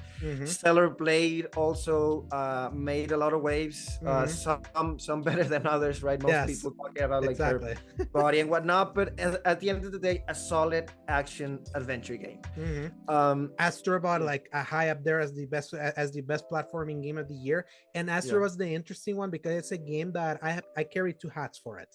On my critic hat, that's a 10 out of 10 platformer. Team Asobi should deserve all the accolades for making a game that could out Mario in so many ways, in creativity and tightness, and marrying the technology of the PS5 in a way that's so Nintendo-like, that they should be proud of. And I feel then my other hat, the PlayStation fan, I'm mixed on it being such a wide celebration of PlayStation because it's parading so many IPs that they don't do anything with. So then it's like it asked me to like celebrate a brand that in its modern time has not shown that they care too much about its past stuff, and then their executives are like, we barely have IP. The same week that they released Astro, that's showing that the kind of IP they used to have. You got like classic PS1, PS2 games. Gravity Rush, Infamous, Resistance, like you name it, it was there. Like they did a really excellent job, first and third party, but they were all iconic and synonymous with what PlayStation means as a franchise, right? Crash Bandicoot, Spyro, Tomb Raider. I think they really are in a sort of victory lap right now in some way, but at the same time, we don't know. Like the future is still uncertain. But that's how it started this year. That's how you started this conversation with it. Like it was really uncertain. But then again, you got Horizon Zero Dawn Remastered for the Horizon fans, and Lego Horizon, like this 1-2 punch. Yeah. That like it was just announced in what, June, and then boom, it came out in this was the year where in October. So yeah, I feel especially with Astro being announced in May and out in September. The Lego Horizon game announced in June, out on November. It's like we're so used to PlayStation being the one that announced a bunch of stuff like so far off. That was in PS4, that legendary 2016 E3 press conference that delivered God of War, Days Gone, Death Stranding, Spider-Man, the final look at The Last Guardian, the Detroit Become Human, the final look at Horizon Zero Dawn. Is like delivered so much, but a bunch of those games were still like far out. 3 years ahead, so for almost 3 or 4 years far out. I feel like now they've gotten into we're gonna, in this state of play, we're announcing Astrobot and releasing it in 3 months, and it's gonna be one of the highest rated games of the year. We're gonna really announce the Lego Horizon and release it in 4 months later. Not one of the best games of the year in that case, but cutting down on the lead times. And I feel like maybe they're realizing, because of how long game development is taking, like because right now I feel that they're regretting the thing they did with Wolverine, where they announced it so early and now they lost the director. And it's, that is true. That happened recently. Yeah, so it's like now they have kind of that black eye of like, you announced Wolverine way too early. It's still not. It's still kind of not out. So it's like I feel like maybe that's kind of where they're going, but it feels like they're just going against conventional wisdom in so many ways with PlayStation. Like, because like PS5 Pro, what's been so funny is that everyone hand-wring over the excessive price, the $700. Now we learned that it's on pace with the PS4 Pro at $300 more and things like that. So it's like the enthusiasm for the machine is way different, like by the consumer side, than what you see online. Right. That's how you realize Twitter is not real life, people. It's like that's just absolutely meant to trigger you, because it's like I feel like the layman gamers see this list. I was like, and what they see is like a robust console. Like the only place where I can play these things, it's here. Like it's here, despite the existence of PC. I feel they kept that thing strong even with all their stumbles. So they still had a pretty solid year that I would consider the most robust for the PS5's life cycle so far. I would agree. When you don't include just first party stuff. Yeah, first party stuff would have wanted more first party stuff. Yeah, and it's unfortunate that a first party blunder in Concord was like one of the biggest like stories there. But it's like, look how they caution it with everywhere else. And to me, like, in my bias, Rebirth is my game of the year, and they gave it to me. So it's like, like I cannot. Yeah, I can't be unhappy with like. And yeah, then you have then you have Silent Hill 2 remake, which is really one of the best horror games ever of this year, and probably of the generation. I love it, man. I love how these narratives are created online. That, and it's true that it was all right to have like this skepticism with Bluebird Team, because the medium that also, I remember, it was marketed as like one of the best Xbox games that like would leverage its power with the two. It was one of the Xbox Game Pass gets, because remember, the Xbox launched with nothing. Like the Xbox Series X launched with nothing, and this was gonna be one of the first like big gets, and it launched in January that year, and it was mixed. And with that track record, not a lot of people believe that they would, do well with Silent Hill 2 remake. So what happens? Everybody's surprised by how it came out, like so solid, so paying homage to its source material, which was also really great. And I don't know, I'm really glad that they got that hit, because as a studio, I think they needed it. Like a lot of people start. Any goodwill that you've earned as a studio that they had earned with Layers of Fear, right, and other games, they're like, well, are you really good, or was it just like a one-hit wonder kind of thing, right? So I'm glad that they're back. It brings confidence to the studio, and like to like the gaming community as a whole, like see like good horror games still exist or can exist, right? Or good can come from even questionable developers, because Bluebird Team absolutely earned their skepticism, and they punched above the weight, like in like with Elden Ring Shadow of the Earth Tree, like nabbing one of those Game of the Year spots that I completely vehemently disagree getting it for the Game Awards, because like it says something different about a year than what it is, of like, well, yeah, putting game Elden Ring Shadow of the Earth Tree, as excellent as an expansion that it was, it's probably the best expansion of the year. I'm not denying that, but it's an expansion. It's like it being put in Game of the Year makes, like, when you see a list of Game of the Year stuff up there, feel like, oh, were you scraping the battle that you barely need to put a DLC for it, when it's like completely it's the complete opposite. And I feel like a lot of people are like, maybe you could have removed Shadow of the Earth Tree, give it its flowers in expansion or ongoing game, whatever you want to do it, and maybe even put like a Silent Hill 2 here. Like that's how strongly people feel about the surprise of that game.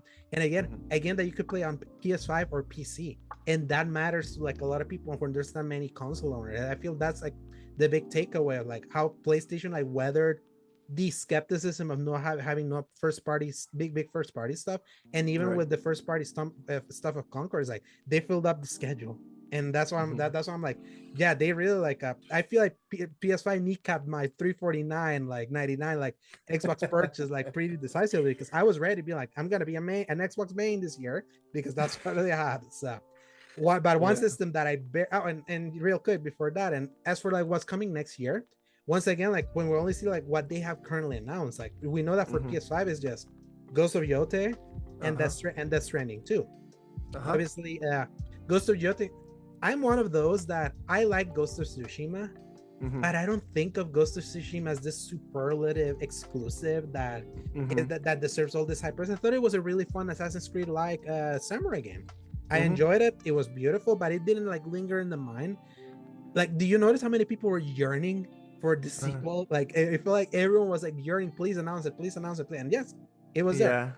I would say I'm more excited for Yote than I expected, because it's something completely new. Like, yeah, of course. I mean, like, because it's naturally they're building upon all of the mechanics that they first created for Ghost of Tsushima, which is always great, and also there are some similarities, right, with Death Stranding 2. Like everything, like the bedrock is there, right? So you can only go up from there. So that's great. But also, I don't know, I really did like the combat of Ghost of Tsushima. It's one of the only few games that I've platinumed, really. But I also don't think it's like a 10 out of 10. Like it's just solid combat that has you know, great parry system, great fights, you know, like cinematic, this Kurosawa kind of takes, and the homage that it also pays. I'm sorry, that it also pays to what came before it, right? Like in cinema and in video games. So Sucker Punch proved itself as a great studio with that. Moving on from Infamous, and it's I don't know, it's gonna be a solid game. So I think that's what matters. Yeah, I feel like I'm more excited for Ghost of Jyoti than I would have been at Ghost of Tsushima too. I feel like because I didn't really connect with the Jin Sakai story. I enjoyed him, but it was just not. It's a story that really kind of came and went for me. It was like I digested it, and that was it. It was a fun time to play in the middle of lockdown. It being a completely new story allows me to kind of like re-immerse myself and start fresh with something and be more open to the idea of them doing something different and maybe even better. So that's where kind of like they got me, even though I wasn't yearning for it. The one I'm yearning for, it's Death Stranding too, because the original Death Stranding to me is like the most unique big budget AAA, like at an exclusive level or like a high level that exists, because like it's such a in concept, the concept's so stupid. You're a delivery man in the apocalypse, but they made the act of delivery so that could have been so mundane, so unique. Engaging, it was so engaging, so incredibly beautiful. Like it had a style all of its own. It felt good seeing Kojima so unhinged and so like wild that I feel that's gonna like be further expanded with Death Stranding 2. I didn't feel Death Stranding needed a sequel, but I kind of want to see if he justifies doing one with this. That's crazy that you mentioned that, because I also did think that the story ended well. Like, I mean, I didn't really know where it could go. I'm glad that we're getting a sequel. Of course, it's crazy that back then it wasn't really universally praised as it is now. I think a lot of people, and of course a lot of the things that happened, right, with the pandemic and like the delivery people literally doing everything for us, right? It made it seem that Kojima was this sort of person who could see the future, right? And that's the thing, not the first time. Have you seen the videos of Metal Gear Solid 2? Yeah. So it's like, it's not the first time he's predicted like to the T how like a society would like evolve. Like he's literally predicted our misinformation society that we live in now, and he predicted the way how like we would be isolated from each other and rely so heavily on people to like keep us afloat during like a worldwide catastrophe. It was like Death Stranding, and that was so that's what I love the most about, like, I feel Death Stranding is where I finally realized that Metacritic reviews and all that are not the be all and all. That's where I finally realized how games could be art and appreciated as art, because the appreciation for Death Stranding really grew out of like outside review periods and kind of like a shared experience and what it was trying to push, that then people eventually got it. People eventually got to see it, and people got to like really understand a little bit more the spirit, and now it's being more highly appreciated, and now people see it as this underrated masterpiece from Kojima. And it's well how sometimes masterpieces are like that. They sometimes are initially mixed reaction because something's so wild out of convention that then you grow to appreciate. And I feel that's what happened with The Stranding. I understand people not liking it because the first hours are very trying when you're getting into like the flow of like the waving around that first area and all that. I can kind of see why that would be annoying, but eventually that game just clicks, and then you just kind of like gets in it, and it's so unlike anything. It's crazy because I believe that the way that it doesn't click for a lot of people, I think it all comes down to like preference, and I think that you might be able to agree with me here. As you review games and I review games as well, I personally like to go into a game like with no preconceptions, just like dazzle me, like let's see what you got, right? And I think that in Death Stranding's case, it's all about preference, right? Like maybe some people didn't like the slow burn, maybe some people thought it was like ridiculous for the core of the gameplay, for it to be you fighting against the terrain. Like literally that is what you're doing. You're fighting against the environment. You're not, I mean, yeah, there's fights, right, but they're not that great. The core of the gameplay is just trying to balance yourself and get from point A to point B, which in on paper it sounds ludicrous, but in reality it works so damn well, right? Yeah, it's a game that when you reshift your mindset of I need to deliver this to, let me just see if I can deliver this and let me go on that experience, like go on that journey. It's more about the journey than the destination. If you're just so destination minded with Death Stranding and you just want to rush and all that, I feel that's where that game can annoy you if you don't have kind of like the patience to just kind of like soak it all in and soak in the scenery, like its environmental storytellings, the design, like the intricate design of the world, how you should like maneuver the little BTs and work like with other people as well, right? I think that's a pillar. One of the most unique multiplayer experiences where you see kind of like the help of other players without ever running into another player. That is like, you see it a lot in Dark Souls, and he implemented that there in a way that worked. And as cheesy as his overly positive message about connection was in 2019, gosh, do we need that? Do we need to connect more as people? I feel like it had the right choice. It had the right idea, and I hope he keeps developing that for Death Stranding too. That's why I feel those two games, yes, two games sound like weird, but again, look at the list that we just mentioned. People also said the same thing going into 2024, and then they discounted the fact that it had a robust library. Don't discount your chickens yet. Like don't count them out in that way, because it's like I feel PlayStation surprised in its robustness. That they're more sure, like for older stumbles, I feel they have more of a handle on how to weather a storm better than others.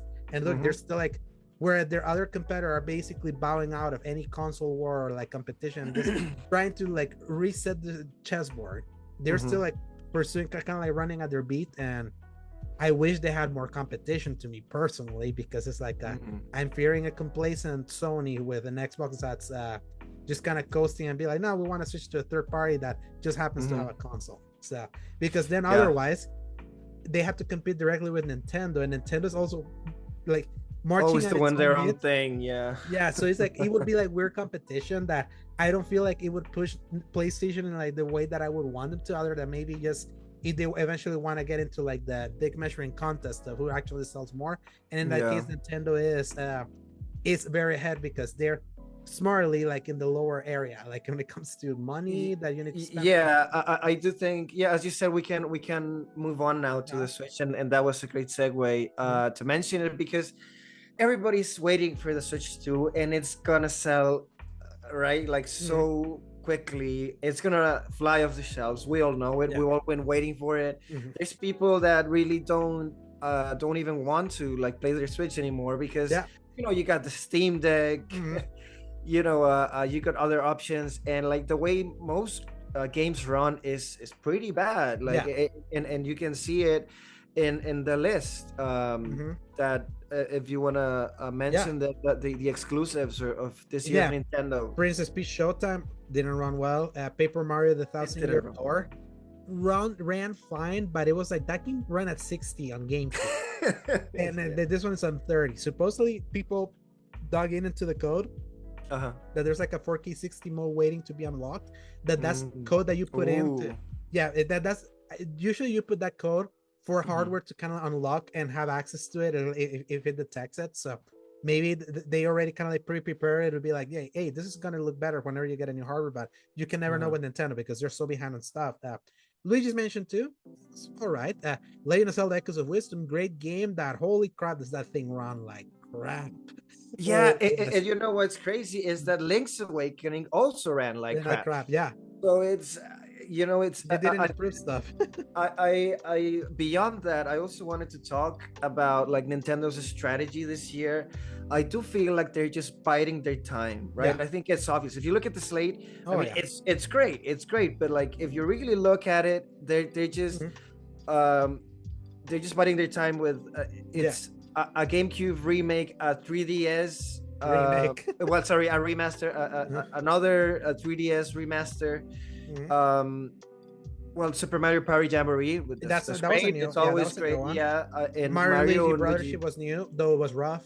It was like rough. And the Emio, the Smiling Man Famicom Detective Club, is just like a hidden gem, right? Like it's just for a certain group of people, which I hear is really great. And when I get the Switch 2, I will definitely make the time for it. But in general, it does feel like the Switch is just like throwing bones, right? Like so like we can play, right? And it's exciting for the future because Yeah, we got they announced finally after how many years?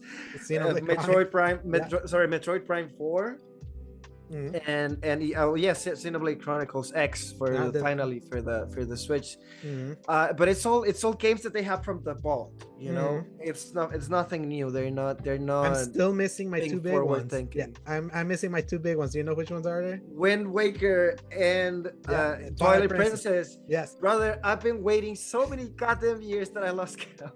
Yeah, it's an in-joke in my show. I've been waiting for those damn two games to make it to the Switch since I started the show back in 2020. Man, like, if I knew how much time I was gonna be waiting for these damn games, I would have bought a goddamn Wii U, man. Like if I knew. Feel the same way. Yeah, but I'll never forget when they reported I think it was BGC corroborating a Jeff Grubb report that he said that Wind Waker and Twilight Princess were coming. And we're gonna be announcing that September 2022 Nintendo Direct, that me and Paul woke up at 6 a.m. to actually do a live react because we had heard and we wanted to live react to that, and it didn't happen. They revealed Tears of the Kingdom. They revealed it in that game didn't even register. So oh crap! They finally gave the date and the name to the new Zelda because we're waiting for the other ones. It's so funny. I was so angry that day. I remember also because it was like I woke up so early for this thing and they burned me. Gosh, I went to Facebook Marketplace to kind of like scout to see if there were Wii U's because I was like, this is never. I'm in the itching. I'm so itching. I need my fix. Yeah, I need my fix. And what I ended up doing, Dolphin emulator, downloaded Wind Waker and started playing them there because I was like, well, I wanted to do it. Nintendo, I want to do it the way that's normal, the way that's like a not pirate but you're not letting me. And those are the last two games now. That's what's so funny. Everything else from Wii U has made it over. Insane. Thank you. That's what I wanted to say as well. It's Nintendo is a Zelda machine. It's the Legend of Zelda machine. You can play almost all of the Zelda games, right from the NES to the SNES era, up to like the new ones, except for those two glaring omissions. Yeah, it's so funny. It's like Mario's the same way. Almost every Mario game is in that damn system, except Mario Galaxy 2. Oh, that game doesn't exist. Yeah, I'm joking. It's amazing. Like I played it on the Wii. It's a brilliant game. It's like why are they doing this? Why are they like this? Nintendo? Why are they like so against Mario Galaxy 2, which is so much better than 1? And 1 is excellent, but it's like it's again Nintendo being weird. But I feel like the one thing I have to give them is like as someone that has been with Nintendo since the SNES. Generational transitions for Nintendo fans have always been bad, really bad. Like content dries out. Like whenever you know that there's a new console coming out, they stop releasing games, and because they don't get third-party stuff like the others, it's like they don't have like those games that can at least other developers would like at least let you be like, okay, we're gonna giving you games that like holding you over for the next machine. You would be stopped cold turkey. I remember I think it was Conker's Bad Fur Day and Majora's Mask were like the only two big Nintendo 64 games like in a year's time as we were waiting for the GameCube. It's like it really dried up. So I feel like Nintendo has gotten so much better at this being clearly, it's no one like will ever like convince me otherwise. This was gonna be the year of the Switch 2. I believe that and I stand by that. And it's very clear with the slate of games that they released that they had that just in the can because they knew that they have treated their fan base badly before. They treat them differently because like they're not they're getting this close to being the best-selling console system of all time. I feel like if you're just on Switch, I would feel sorry for you if you're just on Switch because I feel like the right way is having the Switch and having one of the other two systems that they released. But if you were just there, they didn't leave you behind. And in fact, it's like you have to like commend them of releasing Zelda Echoes of Wisdom, the first Zelda game where you actively just play as Princess Zelda. Super Mario Party Jamboree, a different evolution for Mario Party. Like a lot of people really like because like wow, they went above and beyond what you would expect from Mario Party, a game that they tend to be like more freely willy about. Mario and Luigi Brothership, despite its technical problems, that again it's like it's because of the stink of the Switch being that old, such an old tech now. It's a new Mario and Luigi game. Like, not just and because Paper Mario and Luigi's Mansion 2, like you mentioned, they were like remakes / remasters of a GameCube and 3DS game. But it's like they still like had something in the can to have something new as you wait for the Switch. And even then, when you see the early thing for the Switch next year with Pokemon Legends CA, Metroid Prime 4, and Xenoblade Chronicles 3. That's within the first 3 months. It's like I've never seen Nintendo be this proactive at keeping giving you games as you have the next system coming, and we know why they did it. It's backwards compatible. Because they now know that it's backwards compatible. It's like, why would they stop selling you games? In fact, now that you know it's backwards compatible, you get it both ways. You can still be like confident or be like, yeah, I want to play this game because there's so many people I know. Like that was me. I stopped buying too many Switch games this year because I needed to hear, is it going to be backwards compatible? Like, I don't want to keep investing in a system that's already creaking at the seams. Like, it's so slow. The games run like absolute doodle. And then I'm like, okay, now I feel more confident of getting Metroid Prime 4. I'm feeling more confident of getting Xenoblade Chronicles X. I'm feeling more confident of even getting Pokemon Legends ZA because ours was surprisingly good. It's like, and I know that I'm able to curry that. So. Also, like I bought on release Violet, Pokemon Violet, right, and Scarlet, which we also know that run really badly. So I played it like, I don't know, for less than 5 hours, and I was like, you know what? Because you know what happens? I had this memory quite clearly in my head still that there were some PS4 games that I played before the PS5 came out. And then all of them had like a PS5 version that ran better, that played better, and then I was like, but I already played them, and like I'm not really one to replay games often. Sometimes I do, but so like so what I'm trying to say is, in Pokemon Scarlet and Violet, like that, we all know how it runs, how they run. So I'm just hoping that like they release a Switch 2 version that just runs well. I'm not asking for like a better resolution, like textures, whatever. No, like I just want it to run well. I hope like a good PC that the game detects that it has the better hardware and it just automatically runs better. Like I would hope that. Right. I doubt it. There's rumors that there will be No. Because that's the thing, like that's just Nintendo. With Nintendo's, that's what's funny, is like it was a relief getting that news about the Nintendo backwards compatibility, the Switch 2's backwards compatibility in the middle of the 2024 election, where it was the funniest thing. It was like as soon as they start counting votes, Nintendo drops that. Is like that's such peculiar timing, Nintendo. That's so funny that you guys wanted to make people happy, man. They wanted so, and something really happy for a system that they know, like the Switch has the biggest attach rate of any system. Like they sell more games on Switch than people buy games on PlayStation and Xbox. And Xbox, obviously, no one buys games on Xbox because Game Pass. And even PlayStation is like the attach rate is good. They knew that it's like people built all these libraries. They needed to bring those libraries over because they committed to the system in a way people didn't commit to previous systems. So that was like, you never know, because they're such a backwards company. Look, at least they finally gave us the majority of the Wii U games. It's like the two that we're missing. So it's like, that's always my perpetual frustration with them. But this was like, many of these games I played for a little bit, but I was like in your same cap. I was like, I'm noticing now, is like, I don't think I can justify the creakiness of the old Tegra chip from Samsung because the Switch is from the Tegra chip from 2010. That's my God. Yeah, it's like, it's creaking. This is 14-year-old tech, despite this being 7-year-old console. Jesus. But it had a great run. In 80, like Nintendo systems usually last 4 or 5 years. Yeah, no, and like honestly, like a lot of kids, all right, play the system, which is like, kids are not gonna be like, oh, this runs like crap, right? Like they're not gonna see any of that. They don't care. They just see Mario or Peach or I'm so jealous of them. I'm or so Zelda. Jealous, I'm so jealous that they can be that ignorant and they can live so happy about playing games like garbage resolutions. Like, we're broken people. Like, we bought a PS5. Yeah, you know, like I actually just bought a pair of Joy-Cons of pink, pastel pink Joy-Cons, because I'm gonna gift my Switch to my 5-year-old niece. It's a done deal, right? I already bought the Joy-Cons, and my brother knows, so I'm gonna gift it to her.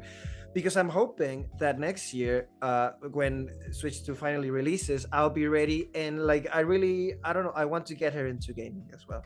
That's cool. Yeah. So as I'm saying, like, she's not gonna care, right? Yeah. Like, she's gonna be playing Princess Peach Showtime as her first game, which I played the demo and oof. But yeah, like they're kids, right? And so that's why I think a lot That's of why they're people successful. are quite lenient towards Nintendo because it's Nintendo, right? So Yeah, absolutely. yeah. So yeah, that's what's fun is like Nintendo probably had the quietest year out of the three, if we're like perfectly honest, and it's obvious why. They weathered the storm. Like if you were just on Switch, at least like they gave you stuff, not their best stuff, but they gave you stuff. True. Yeah, and I feel that's what's funny with Nintendo and PlayStation. Similarly, weathered storms.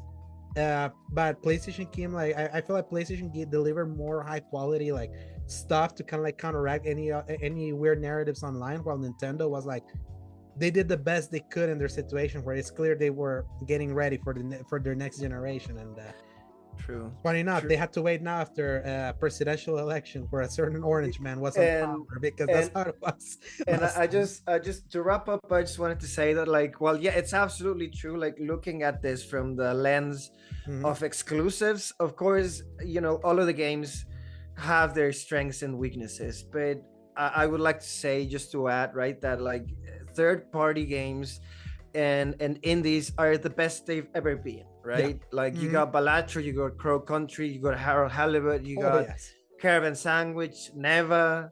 I don't know, I could keep going, right? But which, by the way, go read Louis' review for Neva. Neva, thank you. Yeah, I love getting the chance to review that game. Devolver Digital always delivers. And now Mythwrecked, Ambrosia Island, which I think, I don't know, they got a really strong slate if people just like look beyond the exclusive. But as this was an exclusives conversation, which I really enjoyed looking at it from that lens, it's intriguing to see every company's strategies and how they've been able to, like, you know, who came out on top, why they did it, mainly PlayStation, because of third-party games, right? Because it's as we know, it's becoming increasingly unsustainable, the development times of games nowadays. So I'm glad that we got to see this really solid year.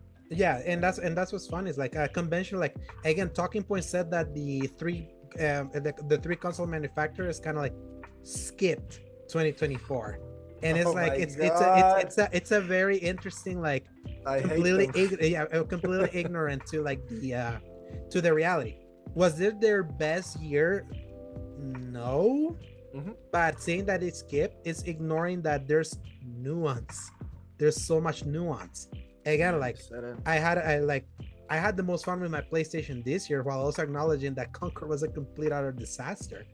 Xbox massively disappointed me after having bought the Series X, and that they deliver kind of like they under-deliver, and their biggest hits were multi-platform. So it's like I would have been able to get that regardless of not, but so that's kind of like the lens that I saw it. And then Nintendo was like, I can acknowledge they put out stuff, but but they were not for me. But I cannot say that they didn't show up at all, especially later in the year. At least that's kind of like how I see it. It's like I feel like we really, like, as a society, we really need to kind of like eliminate this bad faith conversations and have like the actual legit conversation of things just not being seen from a lens. Like I know there's a lot of people in the PlayStation ecosystem, for some reason they've been brainwashed that only first party things matter, and I'm like, I feel so sorry for you if that's all you did, because that's so funny. Helldivers 2, the biggest hit of the year, not even first party, it's second party. They don't own Arrowhead, so that's true. So that's what I find funny, that is like, open your eyes, like it's a slay, like gaming, just enjoy gaming as a whole. And if you're like, because that's what I love. I don't know if you listen to Sacred Symbols. I know that podcast. Yeah. So like the main host there says like, if you see that entire side like in place, you see all that, and you say there was nothing for you, I question if you like gaming at all, because it's like because I would question like what kind of gamer you are if you could see it, not just from PlayStation but from everyone here and what they offered, and be like, if you don't like anything at all, then it's like I feel like then you're close-minded, and I feel like you're missing the forest for the trees. That's why 2024 has been such a fascinating year for me to kind of live through of that, because it's like 2023 was the more obvious blockbuster, like bang bang bang bang bang, but I feel 2024 is a better representation of the gaming medium if you give yourself the open mind to like accept that it's not just cinema, it's not just over the shoulder games where you can see the peach fuzz in people's face and things like that. It's like like gaming is more than that, and I feel that's where 2024 delivered for me. It reminded me why I love games. Well So said. Well yeah, said. Absolutely. Yeah. And I didn't even get to touch upon VR games because I mean I mhm. know it's just a niche market. I Oh know, yes, but but yeah, it's still a market that's still there. So yeah, they're still supporting it. and I had some really great experiences. Mhm. Just a while ago, before I hopped on the Mhm. podcast, a new game that came out called Behemoth, Uh-huh. Skydance's Yes, Behemoth. Skyland's It Behemoth. just Uh-huh. came out today, and it's just massive, man. Like it's hard to explain. You have to put on the headset yourself, Mhm. like. And it's crazy because I've had friends come over and I'm like, put on the headset. Like I've Mhm. already showed Batman Arkham Uh-huh. Shadow to a friend, and And I now heard it's really, Behemoth. and I heard Arkham Shadow is really excellent because it's like It, more than Arkham VR. It really feels like you're playing an Arkham game. yeah, it's you're breaking a sweat, man. You're Uh-huh. actually like punching guys and like doing stuff. The Like counters, and all. and it hits. Like it's hard to for a VR game to feel that like physics based impact. But Mhm. these both games that I'm talking about right now, Behemoth and Batman Arkham Shadow, they nailed it. I really do feel like that other medium VR as a whole Mhm. is also growing Slowly. into their own thing. Like Mhm. it felt like it was experimental, right? In the beginning with PlayStation VR 1 and Mhm. the MetaQuest 2 and whatnot, and now it just feels like they know what they're doing with these Mhm. games that are coming out. But that's a whole other story. I'm just Yeah. really glad that we gotta do this recap, man. It's Yes, amazing. because at least it puts it in perspective. Because I feel like it just conventional wisdom and you see it all laid out, completely different things. It just feels this is a year where conventional wisdom has been like proven wrong. Like Yeah. a lot of people like don't know what they're talking about. I feel like it, and I feel it more in a way, not just in gaming, but in many different ways. Like not touching into real world, like what happened in the U.S. election. That was a complete like repudiation of the conventional wisdom that people were happening. So it's so That's funny seeing true. that's happening in so many areas, and I feel that happening in games. I feel like sometimes Mhm. the way people would talk about this year in gaming, I feel I was gaslit because I was like, I'm here like with the feast of my life, like feasting so much. I played the majority of these games, and you there tell me it was a dry year, like this, like literally, it's like so. And it's funny Yeah. because this one, it's I lay it out. It's like yeah, they're telling me this is a dry year. Mhm. I accept opinions of it was a dry year for me because obviously everyone There has it their is. different taste, but Mhm. that's the thing. Say it for Mhm. me. Mhm. Mhm. Add that qualifier. Your opinion is valid. You have your preference of games, and none of these games spoke to you. Again, like Right. the Sacred Symbols guy said, I question if you really love games, but again, it's like that's at least more your personal thing. But it's like people like talking in definitive, saying it's just kind of like an absolute empty, dry year of nothingness. I'm like, I don't know what you're talking about. It's like just look at just look at all this, and like what you were saying Yeah. with VR is like VR. I feel like everyone that's entrenched in VR are slowly seeing like be like more stuff kind of getting to the VR stuff, and VR remains kind of like in that frustrating like in between rock and a hard place. Like the Mhm. price is the barrier. They need to get those prices down. They Uh-huh. have Yeah, to, yeah. yeah. Yeah, no, and Quest, Meta Quest, They got there. yeah, with the 3S. Mhm. Yeah, I know the lenses are not as great, but you know, compromises need to be made, Mhm. and I feel like as a first VR system, I think hopefully a lot of people jumped in now on Black Friday and will Mhm. now jump in now that it's Christmas is slowly approaching. So I don't know. It's I think it's a very exciting time. Mhm. We still have a lot of games that we need to hear about. Kingdom Hearts Mhm. 4, one of them, Yes. which Oh man, dude. Like I'm so like because I'm such a I become such a Square Enix stan. Just yeah, just in general is like I know the remake part 3 will come soon, but that's gonna be in 3 years. Like yeah. they will have to fill out the year somewhere. If I feel like 2026 at the latest has to be Kingdom Hearts 4. Yes, Yeah, it's please, like please, God. yeah, like it has to like it has to be, and thankfully it doesn't have a 13-year wait, like kind of like waiting Oh on my its God. waiting Oh on yeah. its shoulders. So Don't it's like remind me, yeah, Jesus. because you played all the way from 2 and waiting all the way there. It's like that's rough. Yeah, So, but anyway, if you wanna like mhm. wrap up with the releases, Oh, absolutely, it yeah. was oh my God, it was a really enlightening chat, and we always like looking back and reminiscing is Mhm. something that I hadn't done before in such a lengthy Detailed way. format. Yeah, so I'm glad that we did because I'm coming out of this more enlightened uh, myself. Whoever I'm listens, I hope they were entertained as well. So yeah, thanks. And that's what I like doing. Like, I love enlightening. It's so funny that my Spotify Wrapped showed up, and they kind of give you a category where you are, and they give the podcast storyteller like as the in our categories. Like, I was like, I can appreciate they say that because I love like guiding the people and explaining and kind of like and kind of like taking us from point A to point B into things. And I feel this is a way to see it. Like this a way paints 2024 for the platform holders in a different light, and not even including the third parties that really carried us in Japan. This was Japan's year. every release, putting them as you did as a whole, tells the story, tells the big picture. And I'm glad that we got there. Absolutely. And now I'm gonna read us a few of the release days that are happening for the week of December 8th and to December 14th. So let's read a couple of games that are out today, because it's like might as well. Like if you paid for if you're on Game Pass and you paid the $35 kind of like digital deluxe edition upgrade premium free that they did with Starfield and they love doing for Xbox, you can play Indiana Jones and the Great Circle right now in early access and get the future the first DLC pack and a couple customs. It's already ready. I see it here on my TV. It's been downloaded. I'm gonna play it immediately.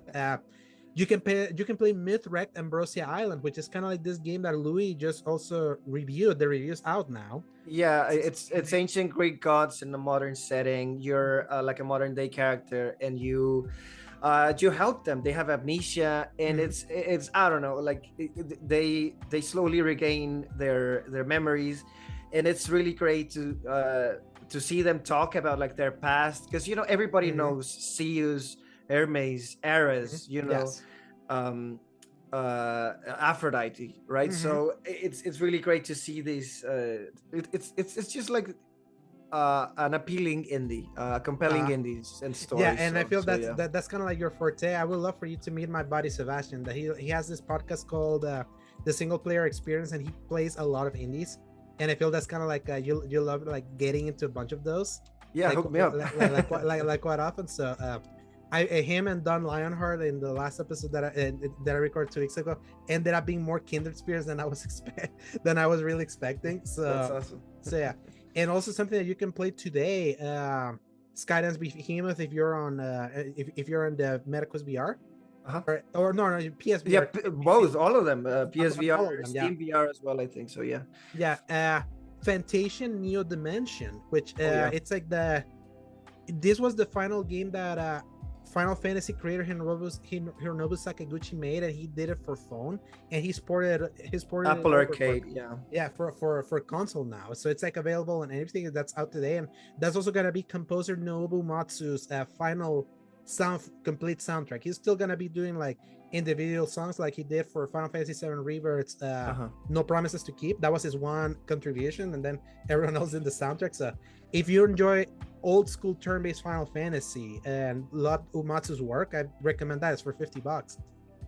Infinity Nikki, I don't know if you were wanting to see if you could do a review for this one. I remember I just played it. I just played it. Sorry. Yeah, I didn't give it a 9. I was like, what? Is it really that good? And it's free, right? Yeah, you can play. You can play. It's a free-to-play game, and I've played Genshin Impact for quite a few years now, and it's a lot like it in its monetization, and it's and even in its UI, because you got an action wheel, and it's you pull, right, but instead of pulling for characters, you pull for clothing. So I think it's like it knows its market very well, and even that I don't think are the target audience, I enjoyed what I played. I was like, oh, I want this dress, I want this, and then like I stopped playing. I was like, what was I doing? Like I don't care about a dress or about makeup or whatever, but like the game is really well made. It came out on like PC, mobile, and PS5. So I think that like as a free-to-play game, it's pretty good. Obviously, the caution to like not spend. Yeah, gotcha money. but in general, like it's just an entertaining free-to-play game. Yeah, I'm gonna download it and try it because I was like, I wasn't expecting to receive that much of a high praise, and hearing that it's like a collectathon thing, I was like, that sounds nice. That sounds nice and cozy. Marvel Rivals, obviously, if you're in that Overwatch 2, or if you're still mourning the death of Concord and you want to like play a game kind of like in that vibe, that hero shooter style, but with actual characters that people know and love. That's Marvel Rivals. I think that's how it's starting. Yeah, like you mentioned. Right now, yeah, right now you can download. Yeah, I think that when we started recording, all of the games came out. All of the games, like exactly. Yes, that's why it was worth mentioning, because I usually just mention the games that are for the next week. But right now, where we're recording, all of this is like even Path of Exile 2, which Ains, my REIC from Season Gaming, had been playing for a while, and that's out in early access too. So so much you can play right now when you listen to the podcast. But for the games that release next week, we got Janosik 2 coming to PC on December 9th. We got Only Lead Can Stop Them, or LED Can Stop Them, also coming to PC on December 9th. Road Maintenance Simulator, which is hilarious, like coming to PS5, Xbox Series X and S, and PC on December 9th. Undead West coming to PC on December 9th. Billionaire, instead of Billionaire, Billionaire coming to PC on December 10th. Dungeons 4 Not Another Multiverse coming to PS5, Series X and S, and PC on December 10th. Legacy of Kain Soul Reaver 1 and 2 Remastered, hell yeah, coming to PS5, PS4, Xbox Series X and S, Xbox One, Switch, and PC on December 10th. Mighty Morphin Power Rangers Rita's Rewind, the game that was announced at Jeff Keighley's thing earlier this year, coming to PS5, PS4, Xbox Series X and S, and Xbox One and PC, also on December 10th. Monument Valley 3 coming to Netflix on December 10th. Remember, Netflix does their games. Games things. Fairy Tail 2 coming to PC on December 11th. Breath of Death 7, The Beginning Reanimated, coming to PC on December 12th. Clone Drone in the Hyperdome coming to Quest and PC VR on December 12th, so you got something else there to play. Completely Stretchy coming to PC on December 12th. Exercise Your Demons coming to MetaQuest on December 12th. Fairy Tail 2 coming to PS5, PS4, and Switch on December 13th, and The Kamen Factory coming to PC on December 13th. Many of these games I have not heard of. I've heard quite a few. Like, I'm so pumped for the Legacy of Kain Soul Reaver 1 and 2 Remastered, and Mighty Morphin Power Rangers Rita's Rewind. It's like the year will not end. There's still so much.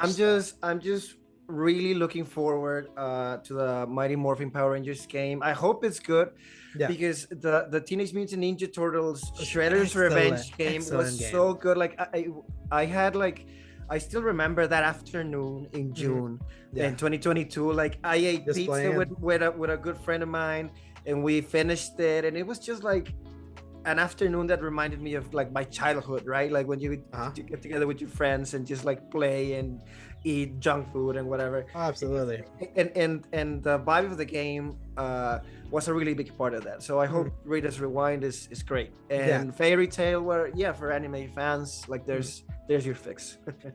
I'm a bigger Mighty Morphin Power Ranger fan than I am a TMNT fan, so I would hope that this Power Ranger game is just as fun as the TMNT game, and me loving the Power Rangers, like that's kind of like where I'll be living. So can't believe that game's already like, it's literally next week. Gosh.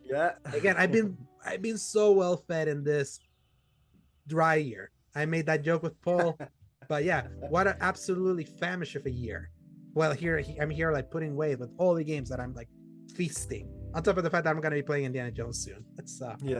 I might even do the review for Season Gaming. We'll see, because I think Eric was the one who was wanting to do a review, but then he would say maybe I'll do Marvel Rivals. But when he does a multiplayer game, it's the Kiss of Death. He did X-Defiant, and X-Defiant's death now. It's dead now. My god.